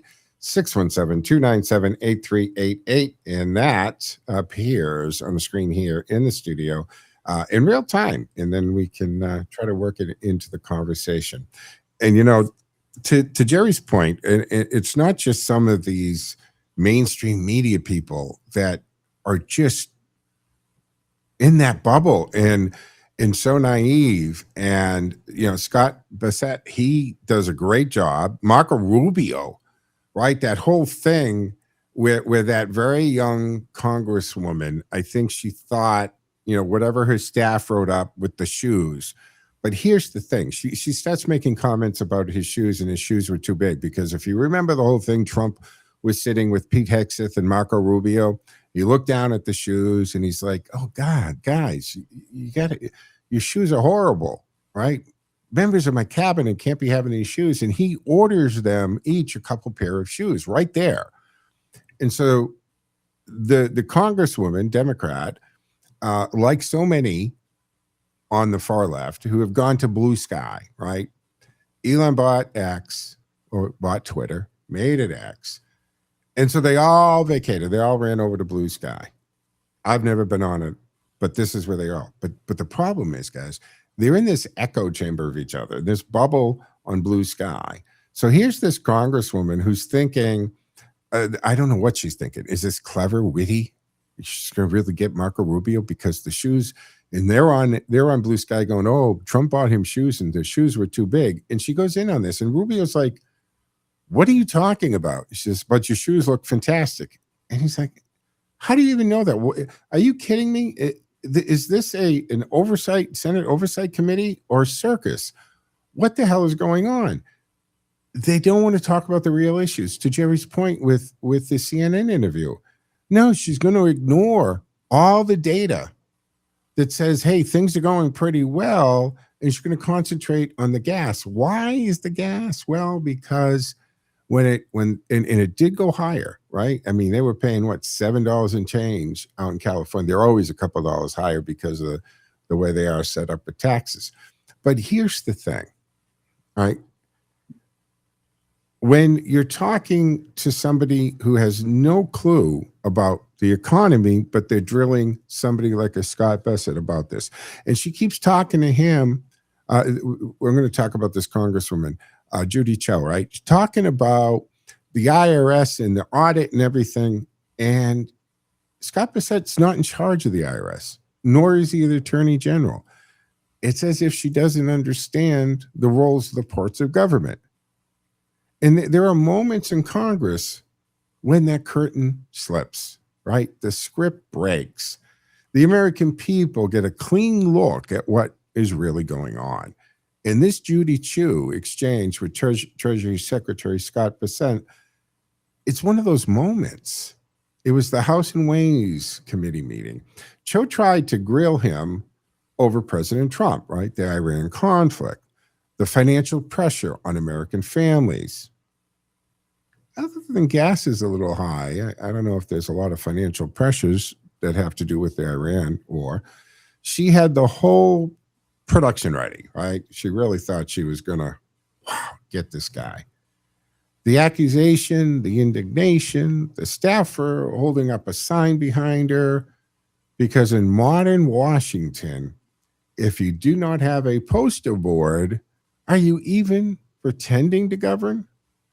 Don't you need those props?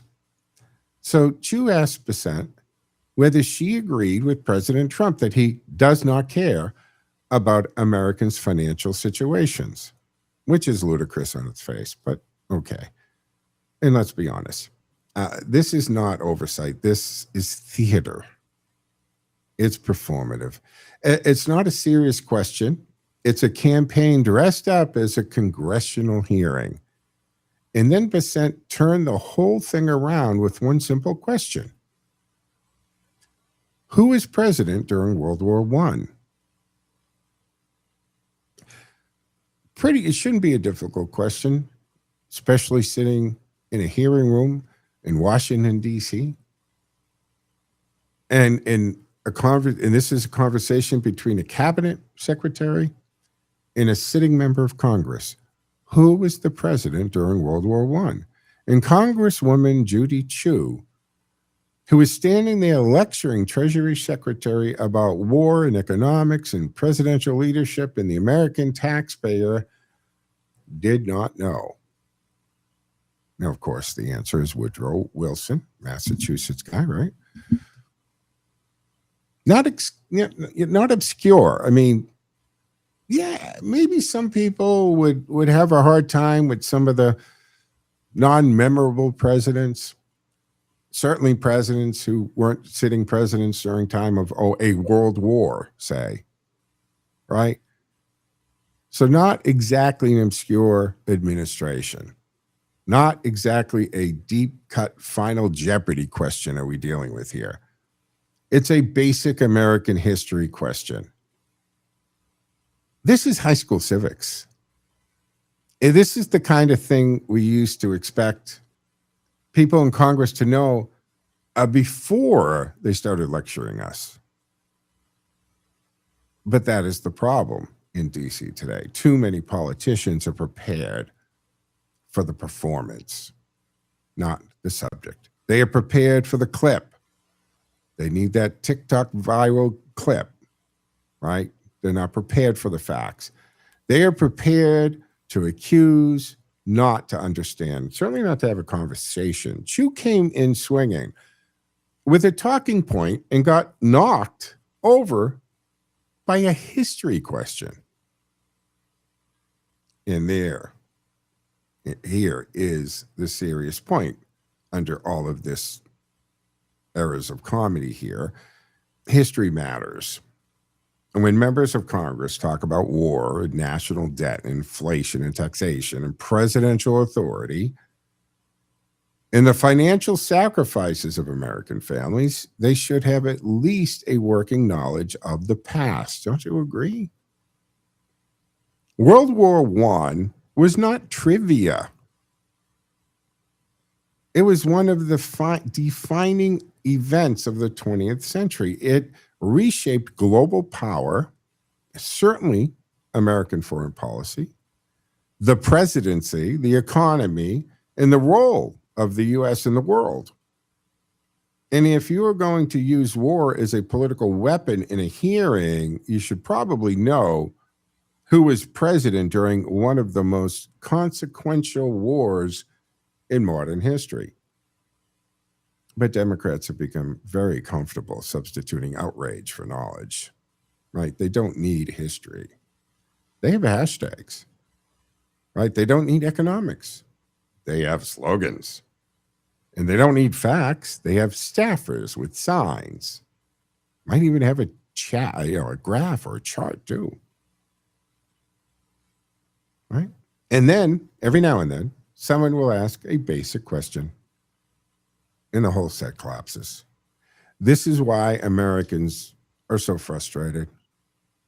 We're so tired of being lectured by people who seem to know less about the country than the people paying their salaries.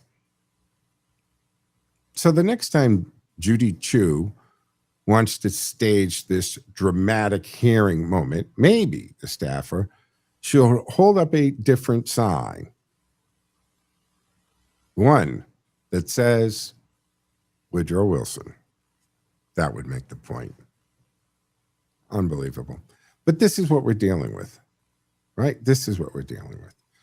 508-871-7000. That's how you join the conversation. Lines are open and available. We can also talk about anything you'd like to bring up as well today. I've got all my notes and talking points, and I told you coming up in the 11 o'clock hour, real life Langdon, right? Remember Robert Langdon from the Da Vinci Code? We got a guy who's pretty much the real living version of that character from the Tom Hanks movie. 508-871-7000. Let's go to Tom in Lunenburg.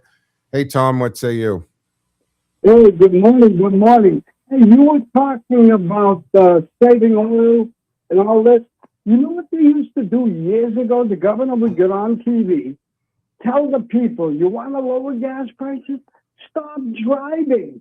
She'd get on there. I remember years ago. Yeah, Jimmy Carter used to tell us to wear a sweater. Remember that?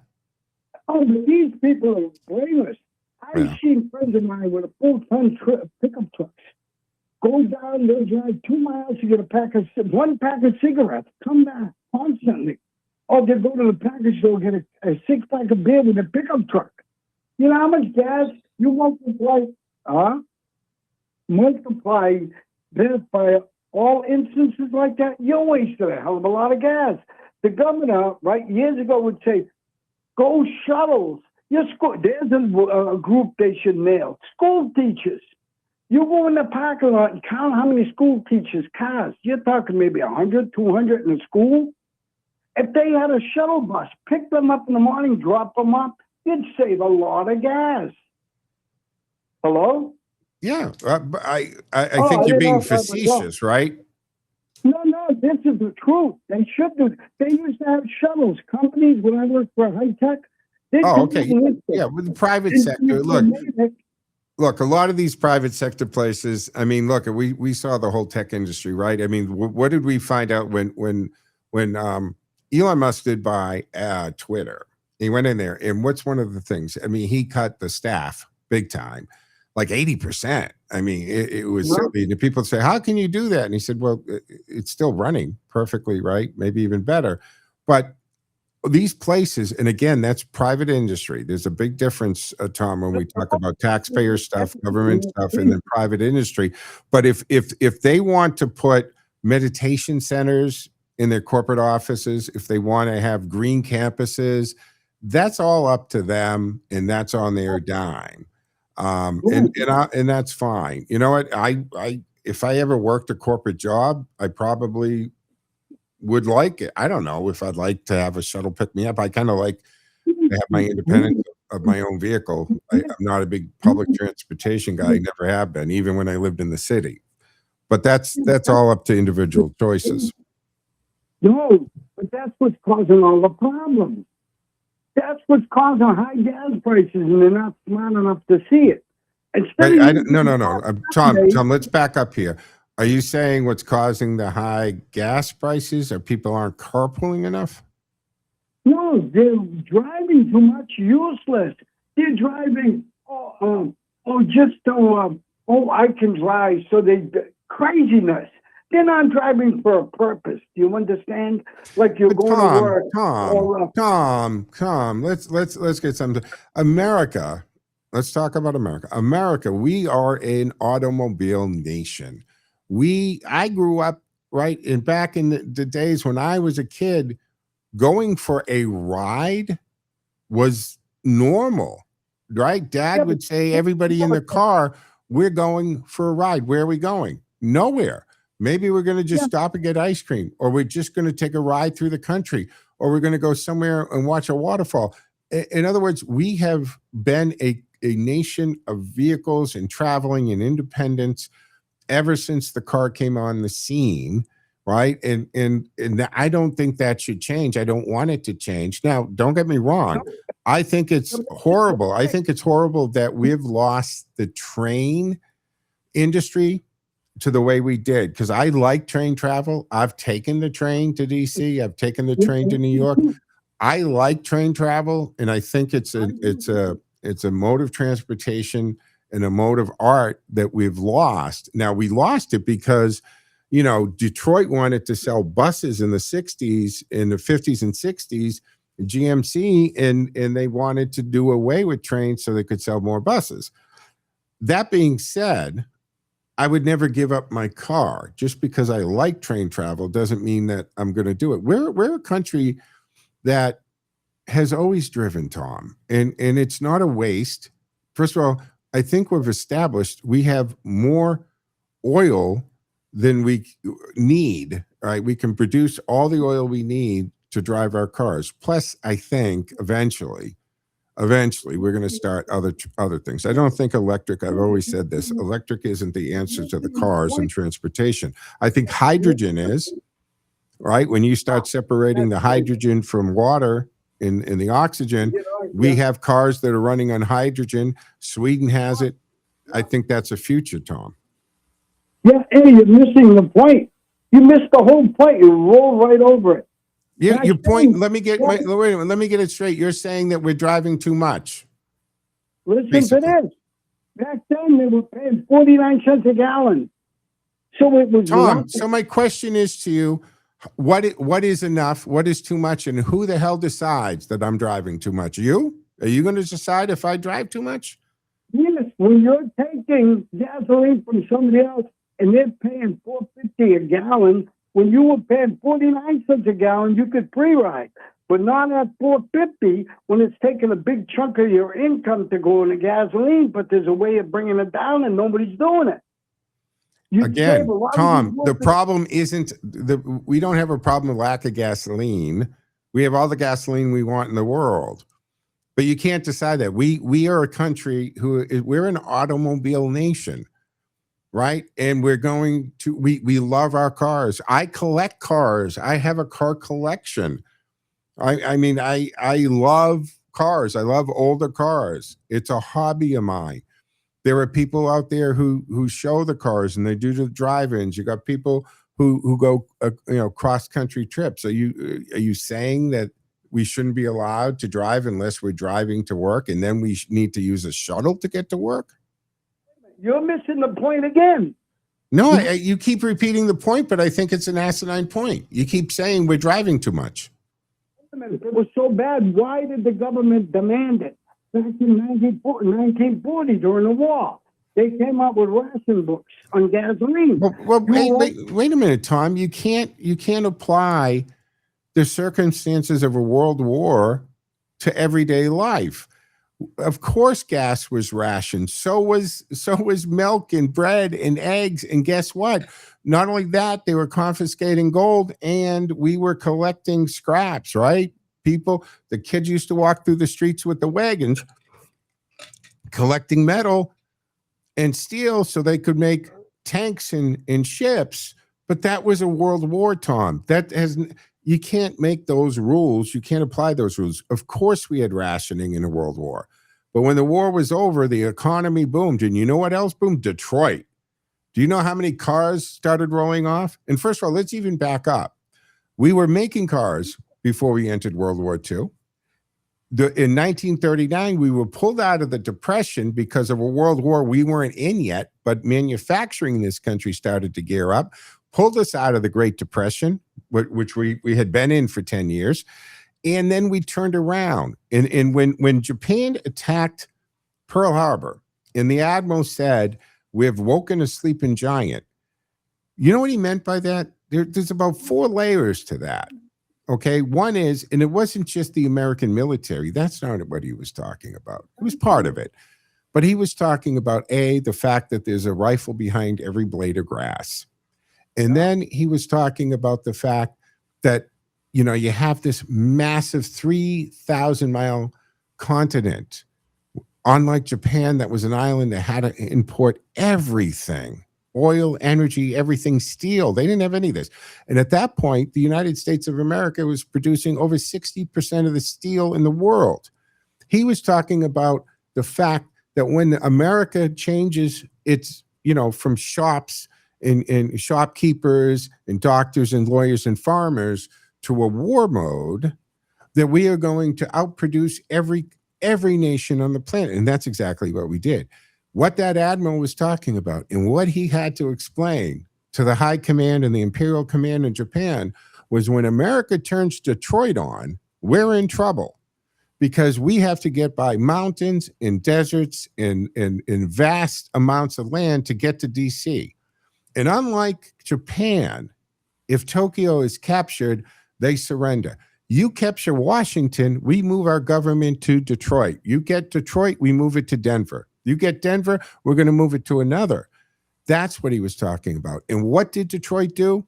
We started turning out Jeeps, right? Quickly made, efficiently made. At one point, Tom, the United States of America, we were turning out a B-29 every hour. We built a Liberty ship in 4 days and 15 hours. What Germany totally they totally miscalculated was the ability that we had to turn on that war machine. Germany was obsessed with precision and making their tanks and their vehicles. We put these Jeeps out, we put these tanks out, and that's what they miscalculated, because when we came with waves and waves. You blew our tank out, that's okay. There's 10 of them right behind it. And that's what happened. And when the war was over, we switched back to vehicles, and car ownership shot through the roof. And we went to 2-car families, and we had the interstate and Route 66. We are a nation of car lovers. We are a nation of independence. We're a nation of people who love their vehicles. And to say the problem is that we drive too much, I think it's totally missing the point. The governor of Massachusetts, why was she enacting a miles tax? You're around so many miles a year, maybe 1,500, and that's it. You go over that like they do in the lease cars. You go over that, you're going to get hit with a high tax on Why? every mile. Why? I don't want to live in that country, Tom. I don't want to live, Tom. You want to live in a country where the government's going to tell you how many miles you can drive? Right? We've already dealt with telling you how big your slushy can be, how big your big gulp can be. They want to tell us that we can't use gas ranges. They want to tell us that we can't barbecue. Are you kidding me? Leave the cars alone. And if I want to drive, first of all, I don't drive a great number. Everybody has a different thing. First of all, you understand that overall the number of miles driven in the United States since the pandemic, and I'm not talking the height of the pandemic when everything was shot. I'm talking about today. One of the results of the pandemic that we saw was the remote working, right? And guys like Jamie Dimon and stuff is saying, hey, get back to the office. But people have realized that they can work remotely and they can work from home. So our level of driving has actually dropped post-pandemic because more people are working either, a hybrid, couple days in the office and the rest at home. So they're not commuting as much. So the average miles driven per year by Americans has dropped since 2025. All right. So that's happening. But second of all, I don't think it's the government's role to limit what we're allowed to drive. It isn't. We have all the oil we need. We don't need to. And when this Iran conflict is done and oil goes back down to $65, $62 a barrel and gas goes down to about $2 a gallon, are you going to have a problem with it then? What about why is WP with $4.60 a gallon? If that was the case, you'd be paying $2 right now, $1.75. Look, Tom, I just don't agree. We're fine on this. I don't want it. Thank you for the call. I appreciate it. I do not want the government dictating how many miles I can drive. I don't want them dictating any of those decisions that we make, and I don't think we should be punished. You sound like one of these Democratic lawmakers in Massachusetts who wants to throw a gantry up on every roadway and tax you for every mile that you drive. That's not about gas. That's just about raising revenue. 508-871-7000. Hey, Tom from Brockton, what say you? Thank you, sir. May I please have another? I know, right? Thank you, sir. May I please have another? Wow. This is the problem with this state, is you have people like that think that we can just solve the transportation problem with mass transit. It's not going to work. In Massachusetts, its population from the early 2000s was 6.1 million people. It is now up to 7.3 million. Where did that increase come from? Immigration, both lawful and unlawful. So, if you're getting pissed off that, when I was a union electrician, I used to work in Boston. I could leave my house in Brockton in 2018, the last year I worked, from about 10 minutes to 6 o'clock and be on the job site at Longfellow Bridge, 10 minutes to 7. And now that same commute, because I have to go into Mass General every now and then for medical issues, even at 10 o'clock in the morning, it'll take me clear near an hour and a half if there's an accident on 93. And the thing is that these people just buy into whatever is spoon-fed to them. And, it's like, if we all go electric, we're going to solve climate change. No, we're not, because China is still building coal-fired power plants. They have almost 1,200 now that are not required to have scrubbers. Yeah. The United States has between 200 and 220 that are mandated to have scrubbers on them. And for the ignorant people out there that don't know what a scrubber is, it takes out all the particulates of when the coal ash is burned. Mm-hmm. All right, which cause acid rain, if you remember that term back in the 80s. Oh God, we don't have that problem. We don't have that problem anymore in in the New England region. Why? Because we don't have coal burners anymore. Number two, the coal burners that were there had to have scrubbers on them. You know, when you try and use logic with these people, it just goes on one ear and out the other because it just breaks their narrative. And it reminds me of 1971 when my older brother told me that TV wrestling was fake. And when he said, how the hell can Chief Jay Strongbow beat the crap out of Haystacks Calhoun 5 nights a week and, you know, not recover from serious injuries? Yeah. And I had my hands over my ears because I didn't want to face up to reality. I was 11 years old. And then slowly but surely it started sinking in that, you know what, this is all an act. It's theatrics. Yeah. And I was Tom, I heartbroken. got to say to your point about that, right? I mean, you got India and China, the biggest polluters, and to tell Americans we got to do all of this for climate change, it's like saying, well, we have a peeing section in the pool. No. It does. If you where are those activists? Why aren't they going after China, India to get them squared away? And as long as they're doing it, guess what? That air eventually comes over the United States. So Kent, hey, Tom. Thank you for the call. Against the clock, we get a break and come back with a third and final hour. Scott Walter is going to join us. The real live Robert Langdon in studio. So stick with us. We'll be back on the other side, folks. Headline news, weather, and local information. 830 WCRN.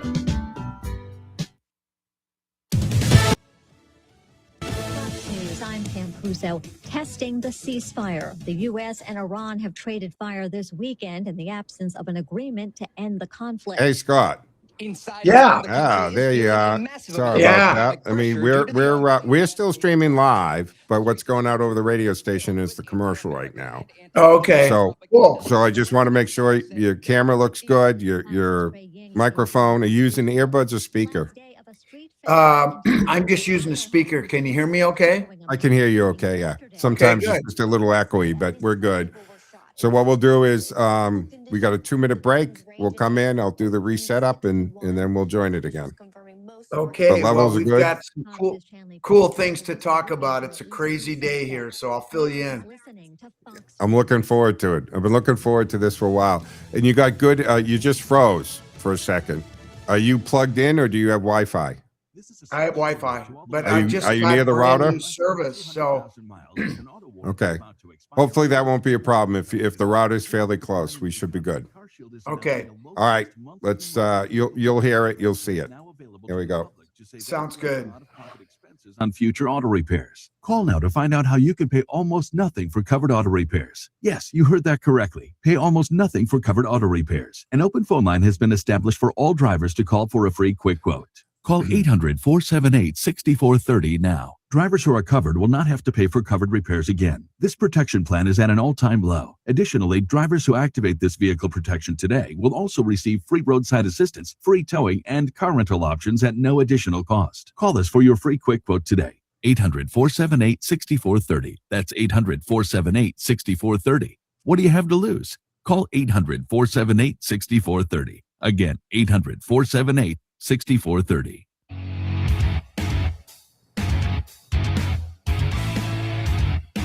All right, folks. Welcome back here to the third and final hour of the Sunday edition of the Joe Mangiacotti Show on AM 830 WCRN. This hour brought to you by Heart to Home Meals, right? So if you need either for your parents or for yourself, these are custom menus and they deliver it straight to your home.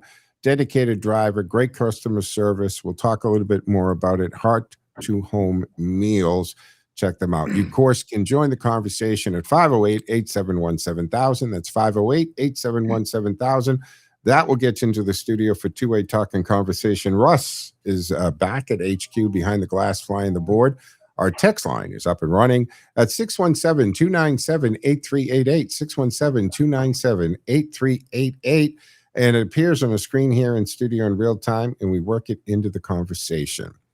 Now, my next guest, Scott Walton, geologist, petrographer, author, and in many ways, the real-life Robert Langdon. Remember in the Da Vinci Code, Tom Hanks played a Harvard professor who decoded symbols and religious iconology and hidden messages buried in plain sight. Well, Scott does something very similar. Only his evidence is carved in stone and etched into artifacts, hidden in ruins and connected to some of the biggest historical mysteries of all time, right? From the Kensington runestone to the hooked X from Oak Island to the Knights Templar. Scott has spent years challenging the official timeline and asking whether America's history began much earlier and much differently than we were taught. Hey, Scott, welcome to the program. Excited to have you here today. Well, thank you for having me. I'm I'm excited to be here, and oh my gosh, what an amazing time to be alive, huh? Well, you are constantly looking back at history and decoding and putting things together, and it must be, I mean, every day must be exciting for you, right? Because it's like you don't know if you're going to find a new clue to, because look, I gave up what we read in school, what I was taught in 5th grade and all of that. I've come to realize that's a, I don't know, a packaged history that they need to put in this universal curriculum. I have, for the last several years, Scott, man, I am obsessed with the History Channel and those I call them the upper cable channels, even though I haven't had cable in years, but you know what I mean? The Discovery Channel and the History Channel and all these different documentaries, whether it's the Knights Templar or they're talking about Egyptology and discoveries that are being made. And you're like, why doesn't everybody know this stuff? Right. And then you find out, that they were drilling for or digging for something, and 200, 300 feet down in the ground, they find a bolt or a piece of metal that should never existed in that time period. How the hell does that happen? There's a lot of big questions. First of all, tell listeners, what it is you do. I think you're like the real Robert Langdon, right? Because you're actually looking at these symbols and these icons, and you're putting it into historical perspective. How the hell did you get into this? Just curiosity? No, it wasn't curiosity at all. Well, I probably tell people that are, hearing me for the first time. I'm a geologist by education and by profession. I run a materials forensic laboratory that I founded in 1990. I worked for 5 years before that as a petrographer. And in my laboratory, basically what we do are autopsies on concrete and rock. So we only get involved when something goes wrong or there's a question about something. And that's primarily in the construction industry, like if, concrete has low strength or it cracks or whatever the case may be. And we get involved in some pretty wild things sometimes. One of the things we worked on was we examined all the fire damaged, jet fuel damaged, damage from the jet fuel fire at the Pentagon. And, that was an amazing project. And yes, it was a plane that hit the building. My God, I'm still getting calls about that. And I've talked a lot about that. But really, the way that I got into this was in July of 2000, when a controversial artifact was brought to me, and I was asked to perform a forensic study on the Kensington runestone. And when it came to me, I didn't know what it was. I'd never heard of it. I found out it was found in my home state of Minnesota back in 1898 by a Swedish immigrant farmer who was clearing trees in preparation for farming. And he tipped over this 25 to 30-year-old aspen tree, and tightly wrapped in the roots was this 202-pound stone that had a long inscription carved in Scandinavian ruins primarily. And so I did and like I said, I never heard of it. I didn't know what it was. It was an interesting project. And frankly, I didn't know what the heck I was going to do. But I came up with an idea of comparing the weathering of the inscription with the weathering of tombstones of known age. And after I completed that study, I concluded that the weathering of the inscription was older than 200 years. Because the minerals that I was studying began to come off at about 200 years, But on the Kensington stone, they're all gone. So it's older than that. And that's from 1898 when it was pulled out of the ground, because it hasn't been in a weathering environment since. Well, in Minnesota, I know things are different where you live. That was where the country really started. But when you get to Minnesota, 200 years going back to 1898 puts you at the very end of the 1600s. There was nothing going on here. So obviously it couldn't be a late 19th century hoax as the world believes now. And I said that it was genuine. And I wrote my report and I sent it off, and I thought, well, that was fun. That was cool. They got one, good for them. And I thought that was it. Oh no.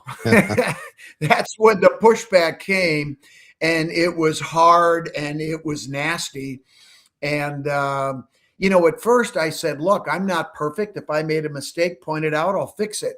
Well, I didn't make a mistake. They just didn't like the results. And I'm talking about specifically academia, who had already gone on record saying that it was a hoax. And then I said, well, look, sometimes life doesn't go your way. If you can't point out where I made a problem, then I didn't make a mistake, and I stand by these results. Well, I was criticized and attacked, and of course they couldn't attack the evidence. So what do? They attacked the messenger. They attacked me. Well, I don't take that too lightly. And we're chopping up there, Scott, a little bit. You're freezing and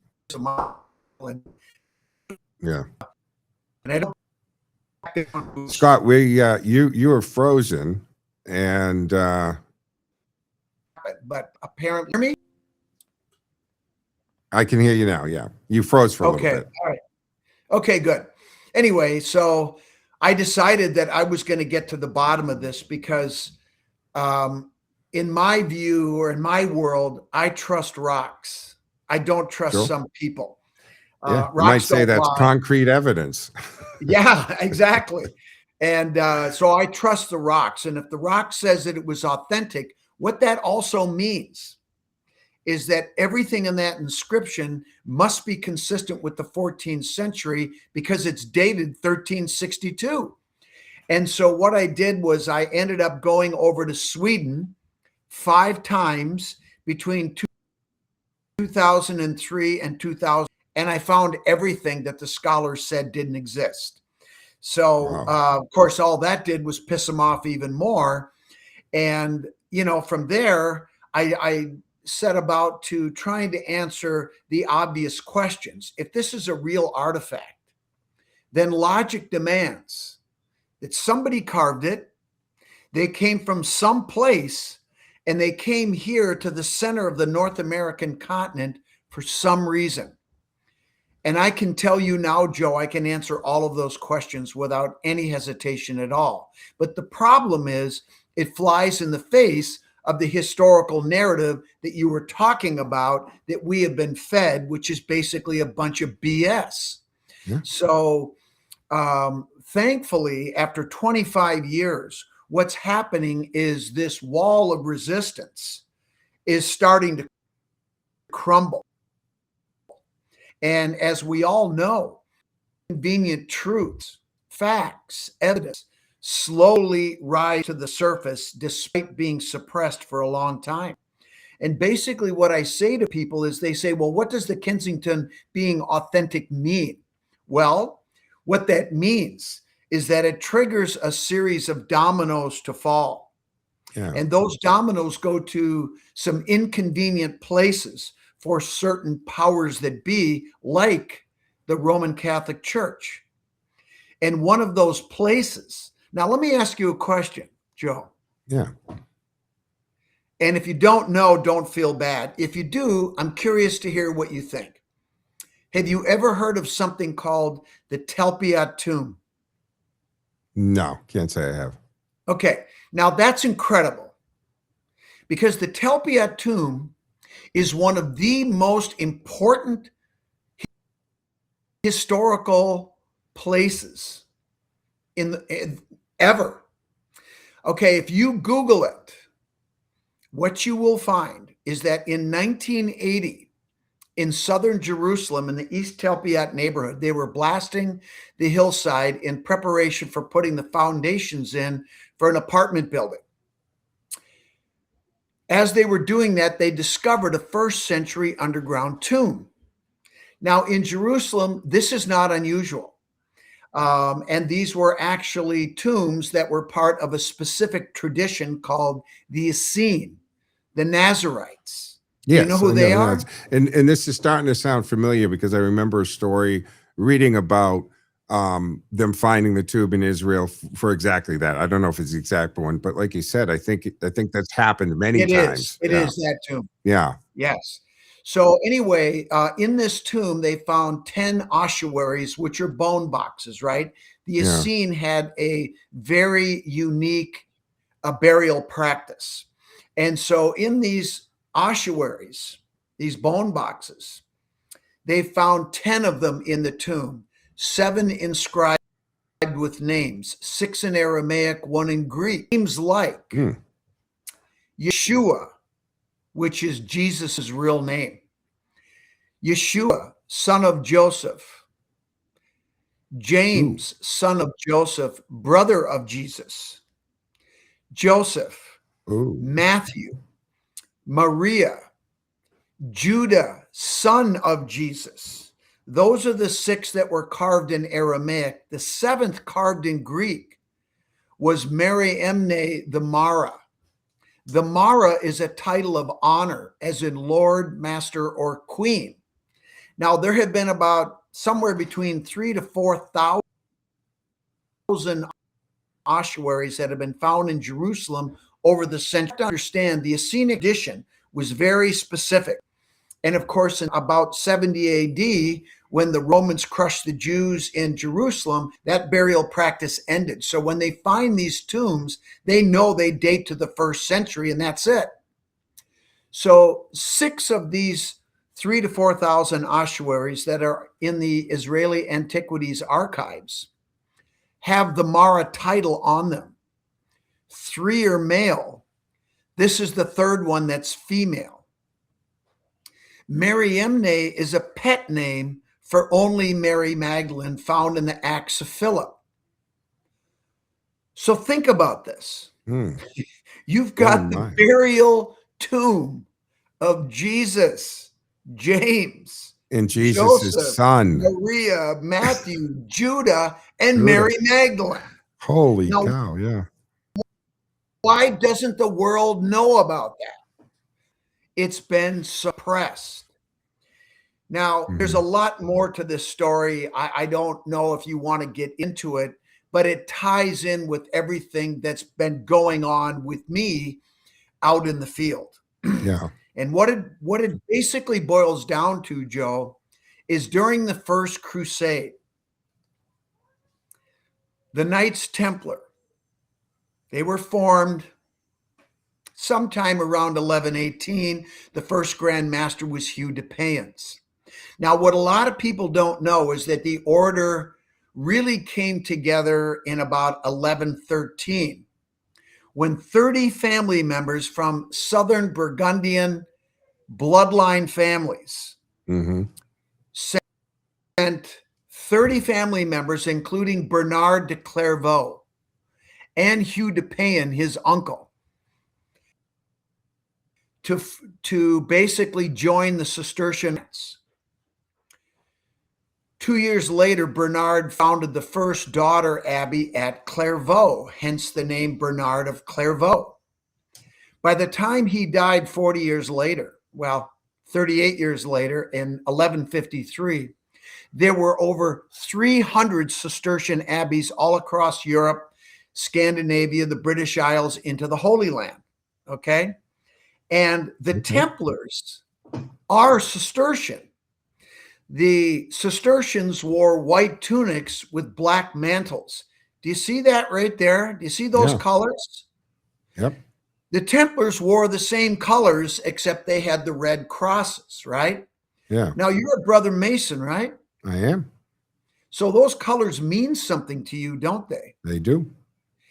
The reason we have colors like this, maybe in something like Scottish Rite, is not. And I can tell you right now, brother, that there is no question that modern Freemasonry evolved from medieval Templarism. Medieval Templarism goes all the way back to the Essenic tradition into Egypt and beyond. Yeah. What happened in 1113 was not an accident. It was a coup. It was the beginning of the founding of this tradition.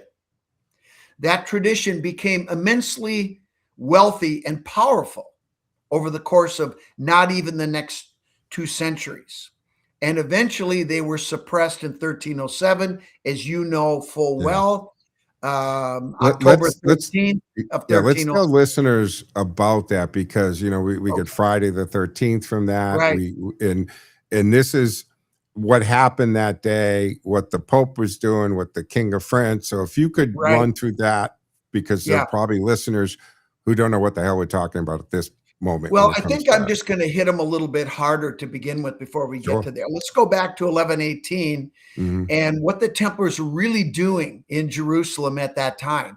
Now, the narrative is they were the fighting force and they took back Jerusalem as the home for the Roman Catholic Church where Jesus came from. Well, that's BS, okay? The truth was the Templars were establishing a base of operations in the region so that they could go to Lebanon, Turkey, Egypt, and of course Jerusalem, to round off that they knew was there. We're talking treasure.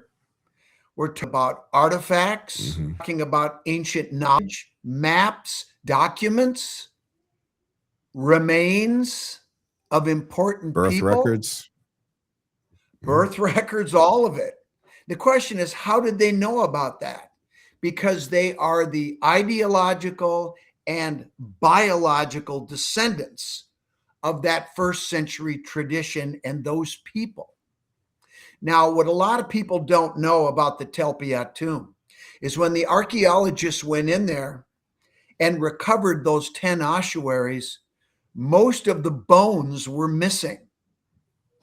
The reason is because the Templars went in there and recovered the remains of their ancestors. Now, think about this for a second.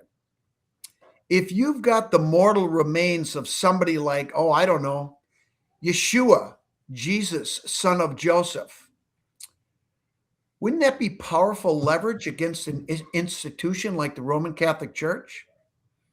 Oh my goodness, it would rock them to their foundation. It'd be crazy. Yeah. Well, now you know where the leverage came from and why the Templars became so immensely rich and powerful. Yeah. Now you know the underlying reason that nobody ever told you, that the church and the King of France combined together their power by legitimizing each other and elevating themselves above the people. And they knew that if they didn't move against the Templars, eventually they would move against them. Yeah. Because first of all, people liked the Templars, right, Scott? In those days, like people liked the Templars. Well, yeah, I mean, you'll get people that'll make arguments both ways, but of course, everybody has an agenda, right? But they were loaning money to people. They were they created the bank, what we know as a banking system. They kind of invented. Yeah, they had so much money. And they said, "Hey, we can lend this." Yeah, and if you were making a pilgrimage to the Holy Land, you could go to a Templar commandery. You could give them your gold, your money. They would issue a letter of credit with a code that you could then redeem once you got to Holy Land, so you wouldn't have to worry about getting robbed. And of course, they would tack on a little fee, once you got there. But the other thing that a lot of people travelers checks that exactly in essence, credit cards, right? Exactly. But the other thing that a lot of people don't understand is the free enterprise system was really invented by the Templars and the Cistercians, because at these monasteries that the Cistercians would found, and they would always found them in out of the way places along a stream, along a river. but they became immensely wealthy through animal husbandry and farming. And they also had foundries where they were making tools and weapons and all kinds of things. But they would go into the cities with their, their products, and they would sell them and make a lot of money. And so this is how the order became rich and powerful. And of course, the Templars had the finest sailing fleet at the time, and they were trafficking goods all over. And so there was a lot more to it. But this allowed,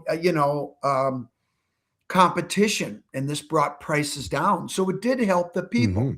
But obviously the king and the church did not like this, and they saw their power was being threatened. So before the Templars got too powerful, they were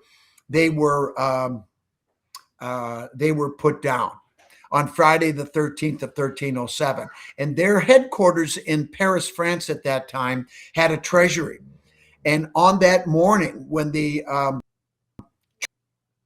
church agents went in they opened the doors, and it was empty. Yeah. Color me They also surprised. sent agents to the western port of La Rochelle, where there were 18 ships loaded with treasure. And when the agents got there, they were gone and disappeared into history. Now, this is where the research we've been doing over the last several years really takes off, because we know exactly what happened to at least 3 of those ships that came to Scotland loaded with treasures. And they basically hid out there for about 80 years until the Scottish earls, the most powerful earls in Scotland, who were obligated to protect the fugitive Templars and their descendants, right, because of their service at Bannockburn, which of course has been a long-standing myth or legend that the greatest victory in the history of Scotland at the Battle of Bannockburn, led by King Robert the Bruce. The battle was turned by these white knights that showed up and, helped the Scots defeat the British. Because of their service at Bannockburn, the Scottish earls were obligated to protect them, which they did for the next 80 years, and the treasures they had, until in 1395 and 1398, Earl Henry Sinclair took 8 ships. By the way, that number is not a coincidence. Notice the 8 points on this flag right here. Yeah. Yeah. And brought There's those so much treasures. symbolism in this whole world, right? Numbers and the number of pillars and it's crazy when you get into it. But go ahead. None of this is coincidence, brother, as you know. Anyway, they brought those treasures over to North America, buried them in multiple places, mostly on islands on the southern coast of Nova Skyland. Yeah, but Oak as Island, you know, right? There's a whole TV show. Oak Island, yeah. But I'm sorry to tell people that are fans of the show, the Templars aren't stupid. They would not leave their treasures for a couple of brothers to find. They recovered those treasures in 1769 and 1770, and a lot of that money was used to help fund the revolution and establish a republic that we now call the United States of America. That's the short version of the story. So, and actually, when you remember that, on our great movie, 250th birthday, Scott, for our 250th birthday, thank a Mason. 100%. But the story of our anniversary is not 250 years old. It's actually 900 years old. Yeah. And this is the story that was kind of told in the movie now, but I have to say the story is better than that. So it's like National Treasure on steroids. And we know the details. It's just incredible. Well, anyway, that's the synopsis. And this is the real story. And, the only other thing I would say, Joe, is in our Constitution, we have things like separation of church and state. We have things that basically say that every single person on this planet, regardless of race, color, creed, sex, whatever, are all born with certain inalienable rights. That goes all the way back to the Grail romances that were written by Templar knights. Yeah. It's not a Amazing. coincidence. None of this is coincidence. And last I checked, didn't we fight a revolution? I think we did. In fact, I know we did. We sure did. Yeah. So when you The original look at No what Kings happened- rally.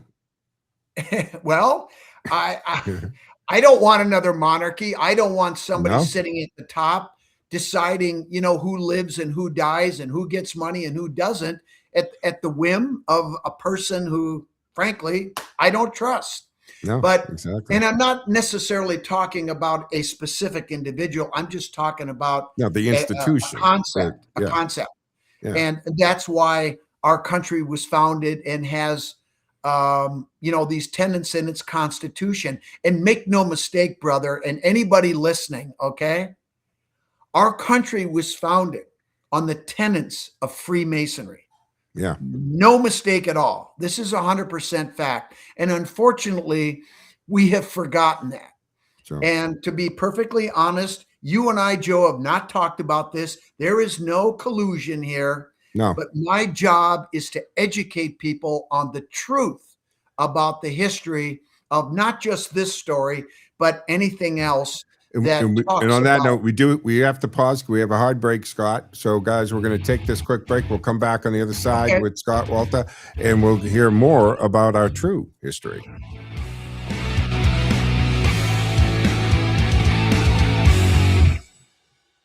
Don't put mercury in the trash. Don't put mercury in the trash. Fluorescent lamps. Fluorescent lamps. Thermometers. Thermometers. Thermostats. Thermostats. These could all contain mercury, so let's dispose of them properly. Don't put mercury in the trash. Don't put mercury in the trash. Know your products with mercury, so you can dispose of them properly. Mercury is harmful to human health and the environment. To learn what products in your home may contain mercury and where to safely dispose of them, please contact your local Board of Health or Department of Public Works or visit keepmercuryfromrising.org. Know your products with mercury, so you can dispose Scott, do you see the chat box? Visit Do you see the chat box?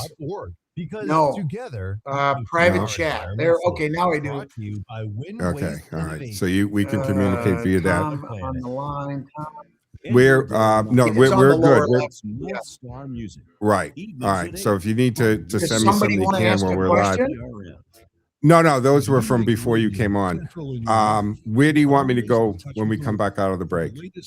Well, What I direction? guess I would like to hear your thoughts on this, and if you have any specific questions. There is Sure. one other point I would like to make, and I think Boston, are you ready you'll for a show that's appreciate unique and different? what I have Blind to Me say. I on hope Radio so. Show Okay. is the All only right. commercial radio show in the world for the Got visually it. We'll go impaired there. Hold on. and the blind community. We are the bridge between the blind community and the sighted community. This show is sponsored by Carroll Center for the Blind in Newton, Mass. Fun, informative, educational, with trivia prizes every Sunday night. Blind and Beyond radio show every Sunday night, 7 to 9 p.m. on WCRN, 8:30 a.m. More live and local radio than anywhere on the dial. WCRN.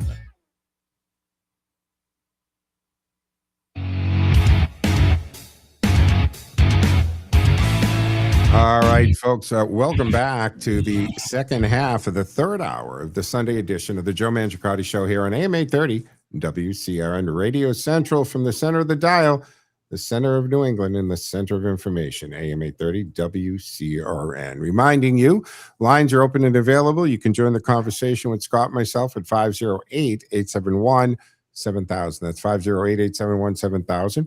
Our text line is running at 617-297-8388, 617-297-8388. You can text that like you do anyone else. It appears on the screen here in the studio in real time. And don't forget, the station does stream 24/7 to the TuneIn app, as well as, you can tell Alexa to play WCRN. She'll do that, no questions asked. Now, I do stream this to the station's Facebook page, YouTube channel, as well as my social media platforms at Joe Mangiacotti Show, and that is X, Facebook, Twitch TV, LinkedIn profile, and yes, the TJM Show channel on Rumble. So multiple ways to watch, multiple ways to listen. Now, Scott in virtual studio here with me is, I think you're real life kind of Robert Langdon here, the geologist, petrographer, author, president of the American Petrographic Services, like you said, when you got into all of this. And I know that you do so much with you've been following the evidence and the facts. Now, I have learned more from following you a little bit, but I learned as, becoming a Mason and getting the history there. We learned, of course, about 1307. The Pope sends this, communique to be opened at the same time to wipe out the Templar Knights. They were getting far too popular, powerful, and wealthy. I mean, creating the banking system, the method that you were describing, so merchants or people could do these pilgrimages and they didn't have to carry gold or silver. They could carry that credit from one end to the other, and devised all this. And then when we get to American history, it's even deeper than I thought, because here in Boston, the Boston Tea Party was basically a Masonic meeting gone awry, right? It was actually the Templars met over the pub and they decided to go down. And then when you look at all of it, like you said, there's no coincidences, right? When you look at DC laid out, what do you see? You see a lot of Masonic and Knights Templar symbolism there on our dollar bills and all of that. So there's so much connection there. I forget the numbers. 38 out of 50. How many of the signers of the Declaration of Independence were Freemasons? Well, you know what? Or something? I have a Bible, a Masonic Bible, and there is a passage in there that says 53 of the 56 signers. Now, yeah. I don't know if we can document that, but I think that there probably were a lot of founders who kept their Masonic affiliations quiet. And we may not have those records. And of course, during the Revolution and later the Civil War, many of those Masonic records were destroyed. Yeah. So we simply don't know for sure, but I think a lot more of them were Masons than the official record says. And in the Revolutionary War too, you had that situation, Scott, did you not, that you had Masonic brother fighting against Masonic brother? So because you had British soldiers who were Masons, and of course American revolutionaries who were also Masons, which there were on occasion, it could have saved your life, right? Because there would have been a phrase that we would have said. And if you were about an inch away from the end of a bayonet and you said this Masonic phrase, and if that was a brother, at least your life made a gesture, you would be spared. Because a brother wouldn't take a brother's life, even country against country. So there was a lot of that. And Benedict Arnold, right? One of the most infamous. He didn't just betray the United States, he betrayed the Masons. And the Masons said, hey, you're going to go down in history as the world's biggest traitor. Because a lot of passwords and things were actually Masonic phrases that were used during the Revolutionary War. So it's just amazing that the history intertwined. Into your point, I guess it's argued that America started a long time earlier than 1776. Whoop, you froze for a second, Scott. Yeah, I did, but all those points you make are true. It's part of our history. If you're not a Freemason, you're probably not going to hear about it. And you're going to wonder about it, but what you said is absolutely true. But there is one other point that I think is definitely important to make that relates back to the Templars and their suppression. Bernard de Clairvaux, he was the one that wrote the charter for the Knights Templar, and a papal bull was signed in 1129 on, not coincidentally, January 13th of 1129 at the Council of Troyes in Troyes, France. And basically what happened is, for the length of Bernard's life, he had a fascination with the Virgin Mary. And of course, the church was okay with this because the Virgin Mary was important, right?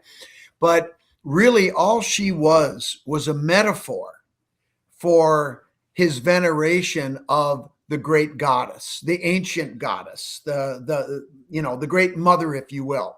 And in fact, during his lifetime, some of the popes became a little uncomfortable with his veneration of the Virgin Mary, to the point where they said, hey, we like her too, but you might want to dial it back a bit.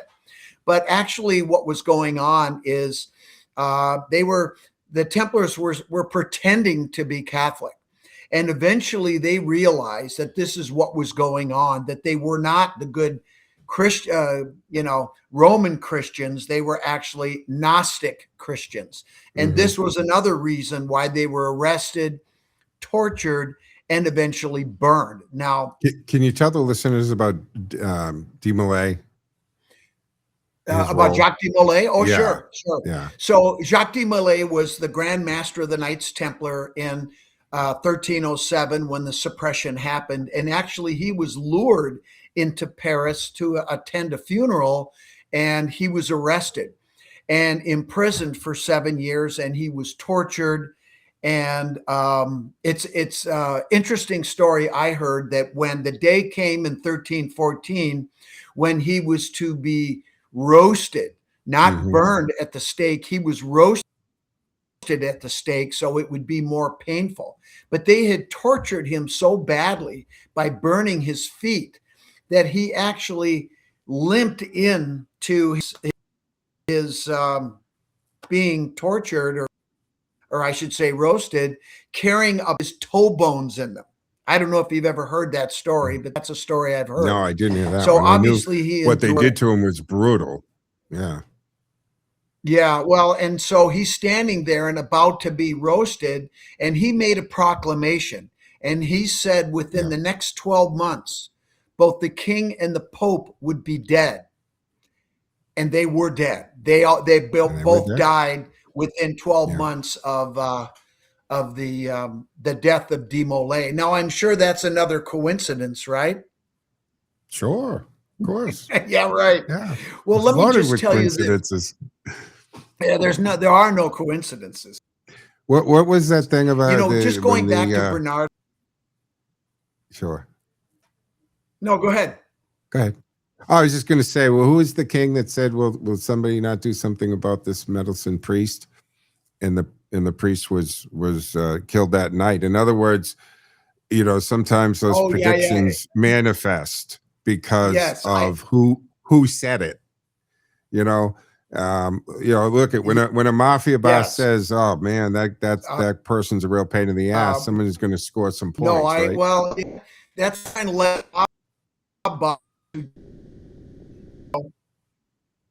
Yeah, you froze there for a second. What was the last thing you said, Jack? Scott? Oh, what I said was your point reminded me that, a mob boss saying, it'd be a shame if something happened to this person, right? Yeah. Yeah. And that comment manifests in reality for some strange reason. So yeah. So the Pope and the King, and that, they weren't going to see their 13th month. That's for sure. No, they weren't. No, they weren't. Yeah.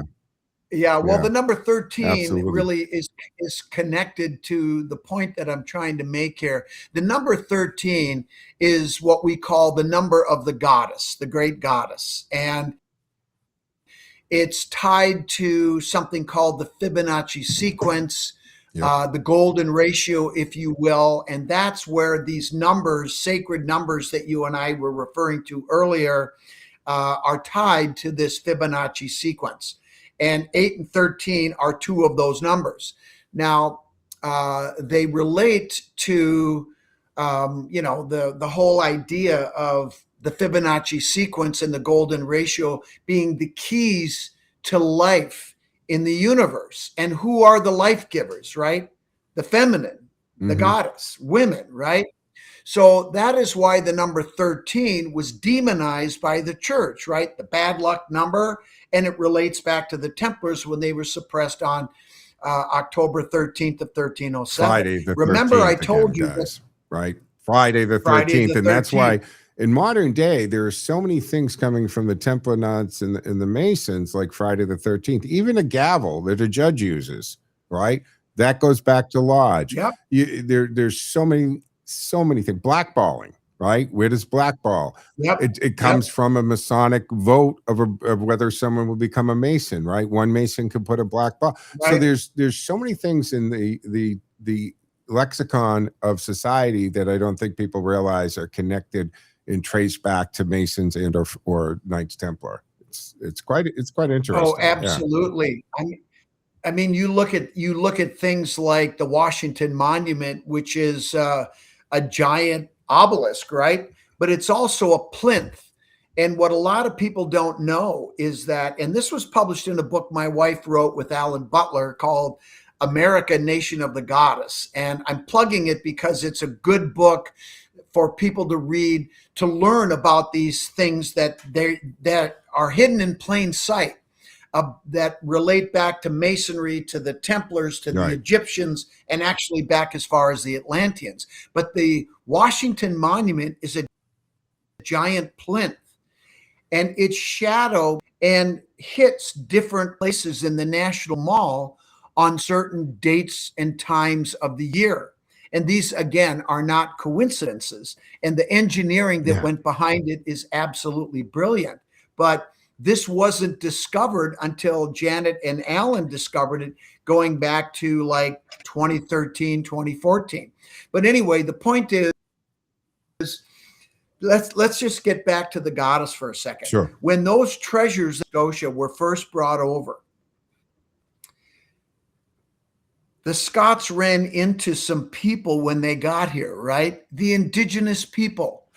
Yeah. And unlike the Vikings, right, that came here between about the 8th century to the middle of the 11th century, when it was over from the Viking period. What a lot of people don't understand, that I know because I've been in the sweat lodge of the indigenous people, of the Algonquins, and they told me that when those white people came over here, the Vikings, they were basically assholes. They did not respect the tradition of the indigenous. I'm just saying. Yeah. I'm not saying it. They're saying it. Just remember, And this is what going out on happened was- FCC rules too. So, yeah. But go Oh, ahead. sorry about that. Yeah. Anyway, so what happened is the Algonquin tribes went down and met in council Mm-hmm. with the Iroquois nations, who were notorious fighters and warriors. And they said, look, you're going to have to deal with these white people sooner or later, so you might as well take care of the problem now. And they went up and wiped them out. Now, a lot of people say they just stopped coming. Well, there was no reason for them to stop coming. They were taken out. Right.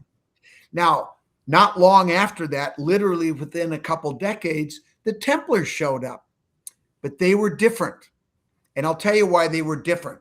First of all, they respected the traditions of the indigenous people. They embraced a similar reverence for the sacred feminine, for the goddess.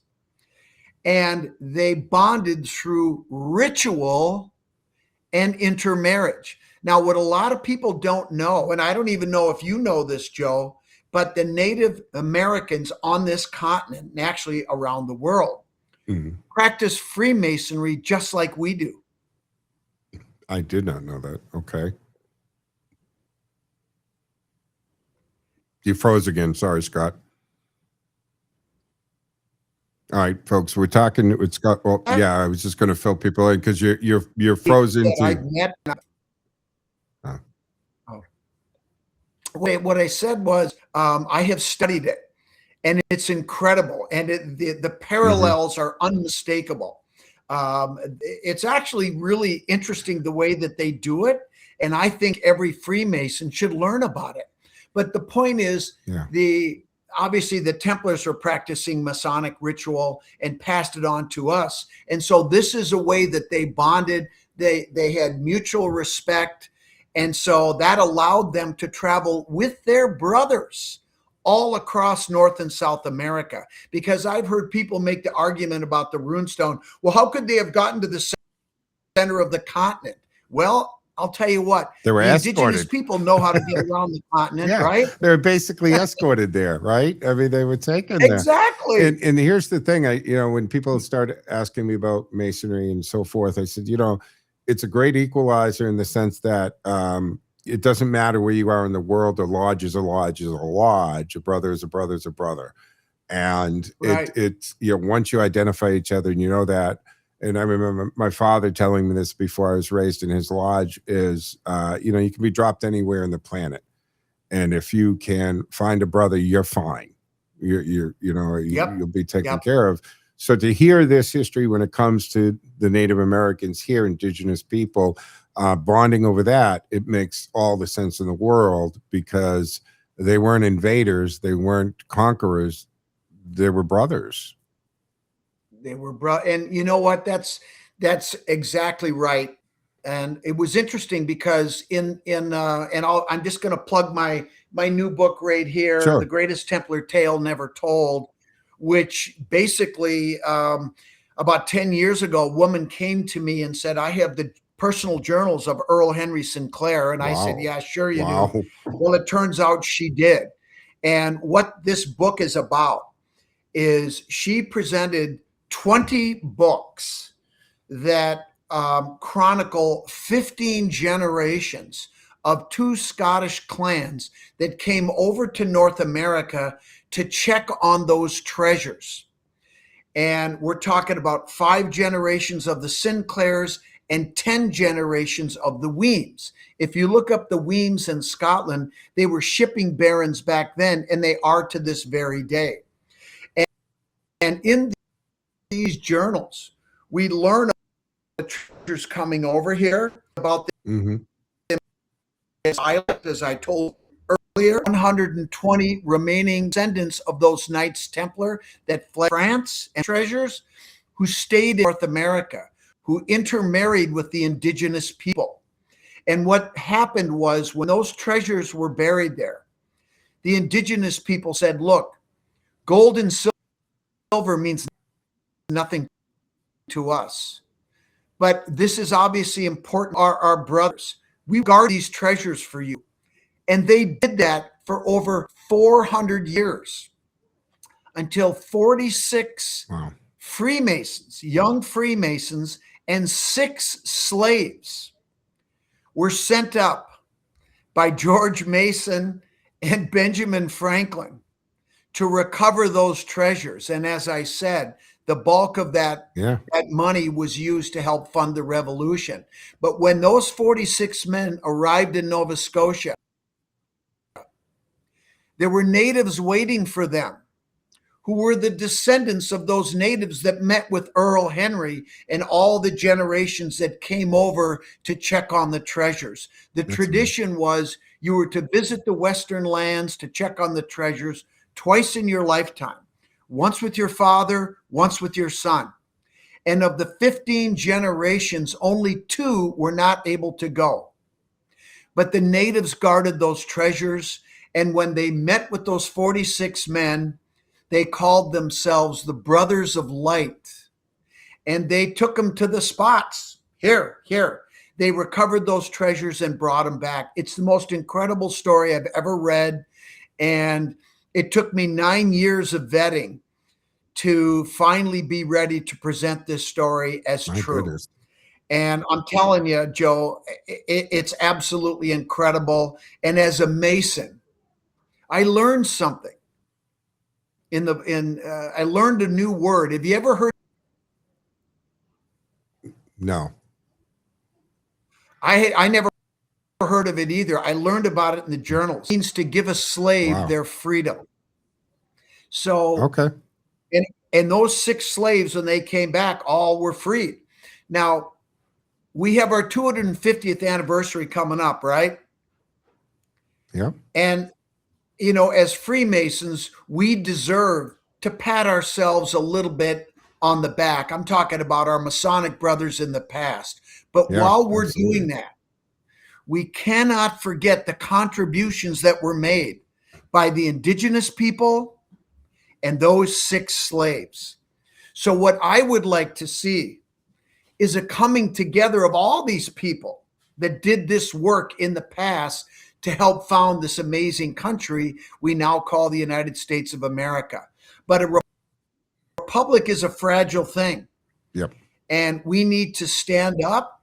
We need to understand where we came from, what that history is, so we can go forward into the future in the right way. And it's important to know where we came from. It's a great story that everybody knows already, but the truth is it's even better and goes 10 times. much Yeah, farther it's back. just so fascinating. Before we run out of time, Scott, I want to ask you about pirates and Templar Knights and your theory there, because I floated something similar, and fill our listeners in on what you think the relationship is, because you got to go back to 1307, of course, the suppression, as you call it, the suppression, which was, the Pope ordering all Masons to be to be murdered, in essence, to be on Friday the 13th, open up this communique, go after them. Like you said, they knew what was coming. Ships were gone, treasures were moved, all of that. But the high seas and the Templars and pirates, what's your connection there? Okay, well, let me tell it this way. Do you remember we were talking about the Telpia tomb and those bone boxes? Absolutely. Okay, so you understand that these underground chambers were made up of two rooms that were carved into the rock. One was called the antechamber, which would be open to the south, and that's where they would perform rituals. So when a family member died, they would process the body of the deceased, they would anoint it with perfumes and oils, and then wrap it in a shroud and bring it into the other room that was deep underground called the burial chamber. And they would place this body wrapped in a shroud on a bench carved into the rock and leave it there for 1 to 2 years. Then they would come back and collect the bones and put them in these bone boxes, which were only big enough so that the two body, your femurs, would fit and crossed, the skull would go in last, and now you know the origin of the skull and crossbones. So this tradition goes back to Jesus and Mary Magdalene, comes through to the Cistercians and the Templars, and into Freemasonry. Now, in between, remember, the Templars had the finest sailing fleet in the world. They had knowledge of how to navigate with the stars. They knew how to calculate the circumference of the earth. And when you know how big the earth is, you know how long it takes to get certain places and how to prepare for that. They ruled the high seas both before and after the suppression. And what did they fly on there besides the Templar cross? The Jolly Roger, the skull and crossbones. Do you see the connections? Yeah. And there was a certain, it's told in history anyway, that there seemed to always be a certain respect in a port, among the pirates that flew the Jolly Roger and, of course, the Templar ships. And, of course, a pirate ship wouldn't even think twice about attacking a Templar ship. That would have been suicide. Well, no, the pirates were Templars. That's that's the whole theory, right?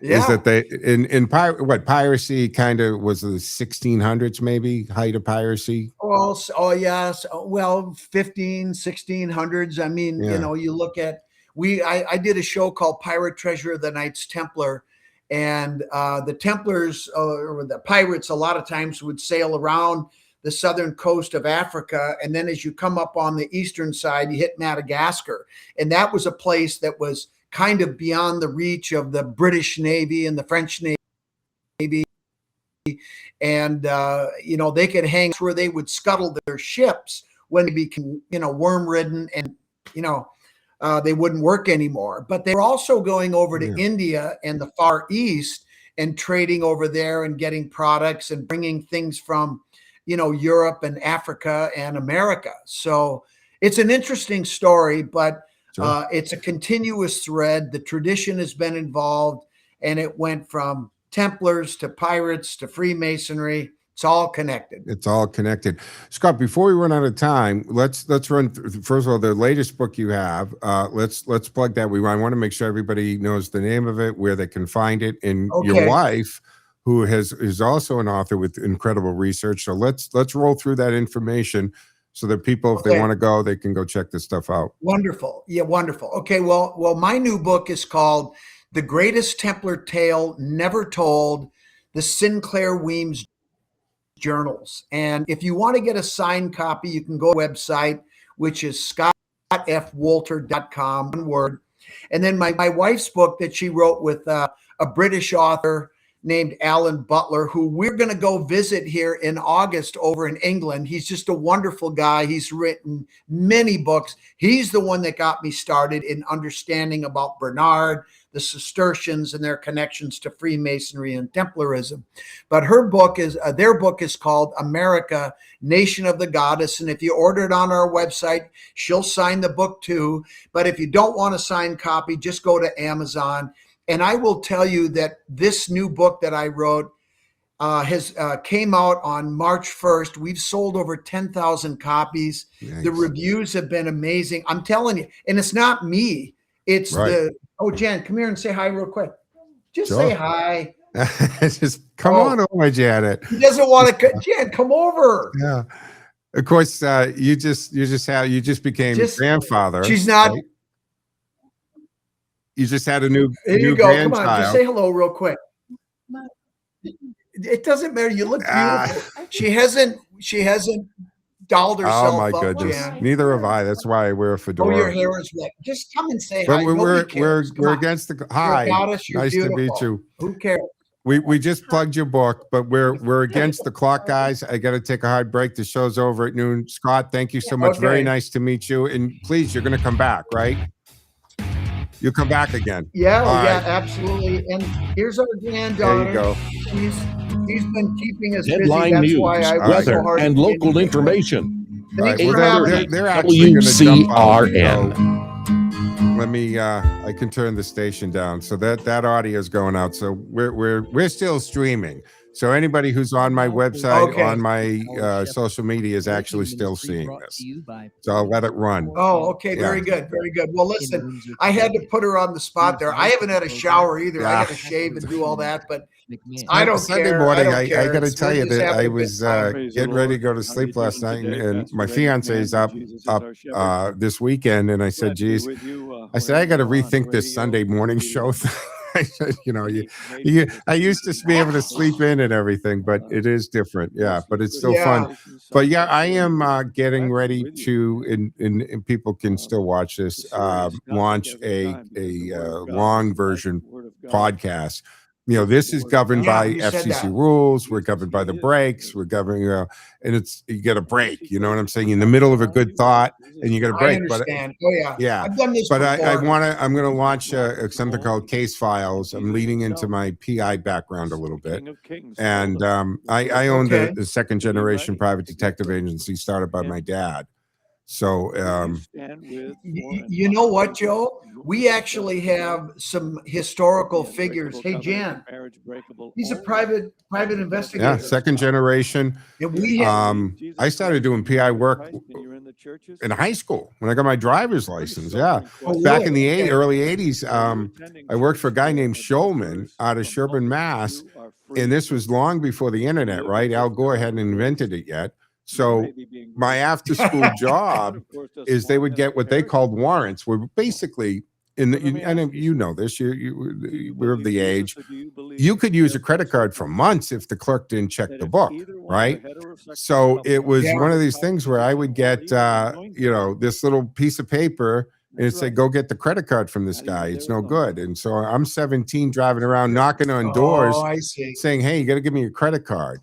And they would, if they gave it to me, I had to cut it in front of them, Scott, sign an affidavit, and I got like $15 to get a credit card. And if they said, oh, I lost it or I destroyed it, I'm not using it anymore, if I got them to sign the affidavit, I got $13. And that was my, so in high school, that was my after school job. So by the time I was 18, oh, really? Okay. I was doing surveillance I'm doing domestic cases and stuff at 18 years old. And my right. father started the agency in 1986, and it's continued under my license since he passed away. And so I have a Wow. very long history in the private investigation industry, and my career has been parallel of, PI work in broadcasting, and in my early days, right. after you get through the initial, because to break into broadcasting, you do whatever the hell you can. I mean, you work Christmas and Thanksgiving Day and New Year's Eve, and you work overnight. But once I got into news talk radio, I was an investigative reporter for a good portion of that, and then worked up to like a news director at stations. So there was kind of some parallel in the career, both investigations and dig in there that worked, and made the leap over to talk radio about 20 something years ago. But yeah, that's kind of the your history there. That's great. Reason it resonates with me is because, in this research, we've had some names come up that we have not been able to find. And based on the documents that we have, they have to exist, but we just have not been able to find them. So maybe you can help us with some of these names. And we'll give you the context. Jan, what was the date on that one with Derby? Was that 1750? I'm gonna drop the streaming. We can still talk, but to people now, they don't need to see this. So thanks everybody for watching or listening. And nobody's left off the streaming, by the way, Scott. So the radio show ended on the air, but everybody watching stayed on to see what we're going to talk about. But I'm gonna end it on the streaming, and you and I can still talk. So thanks everybody for tuning in. Scott, you can stay there, and I will just end.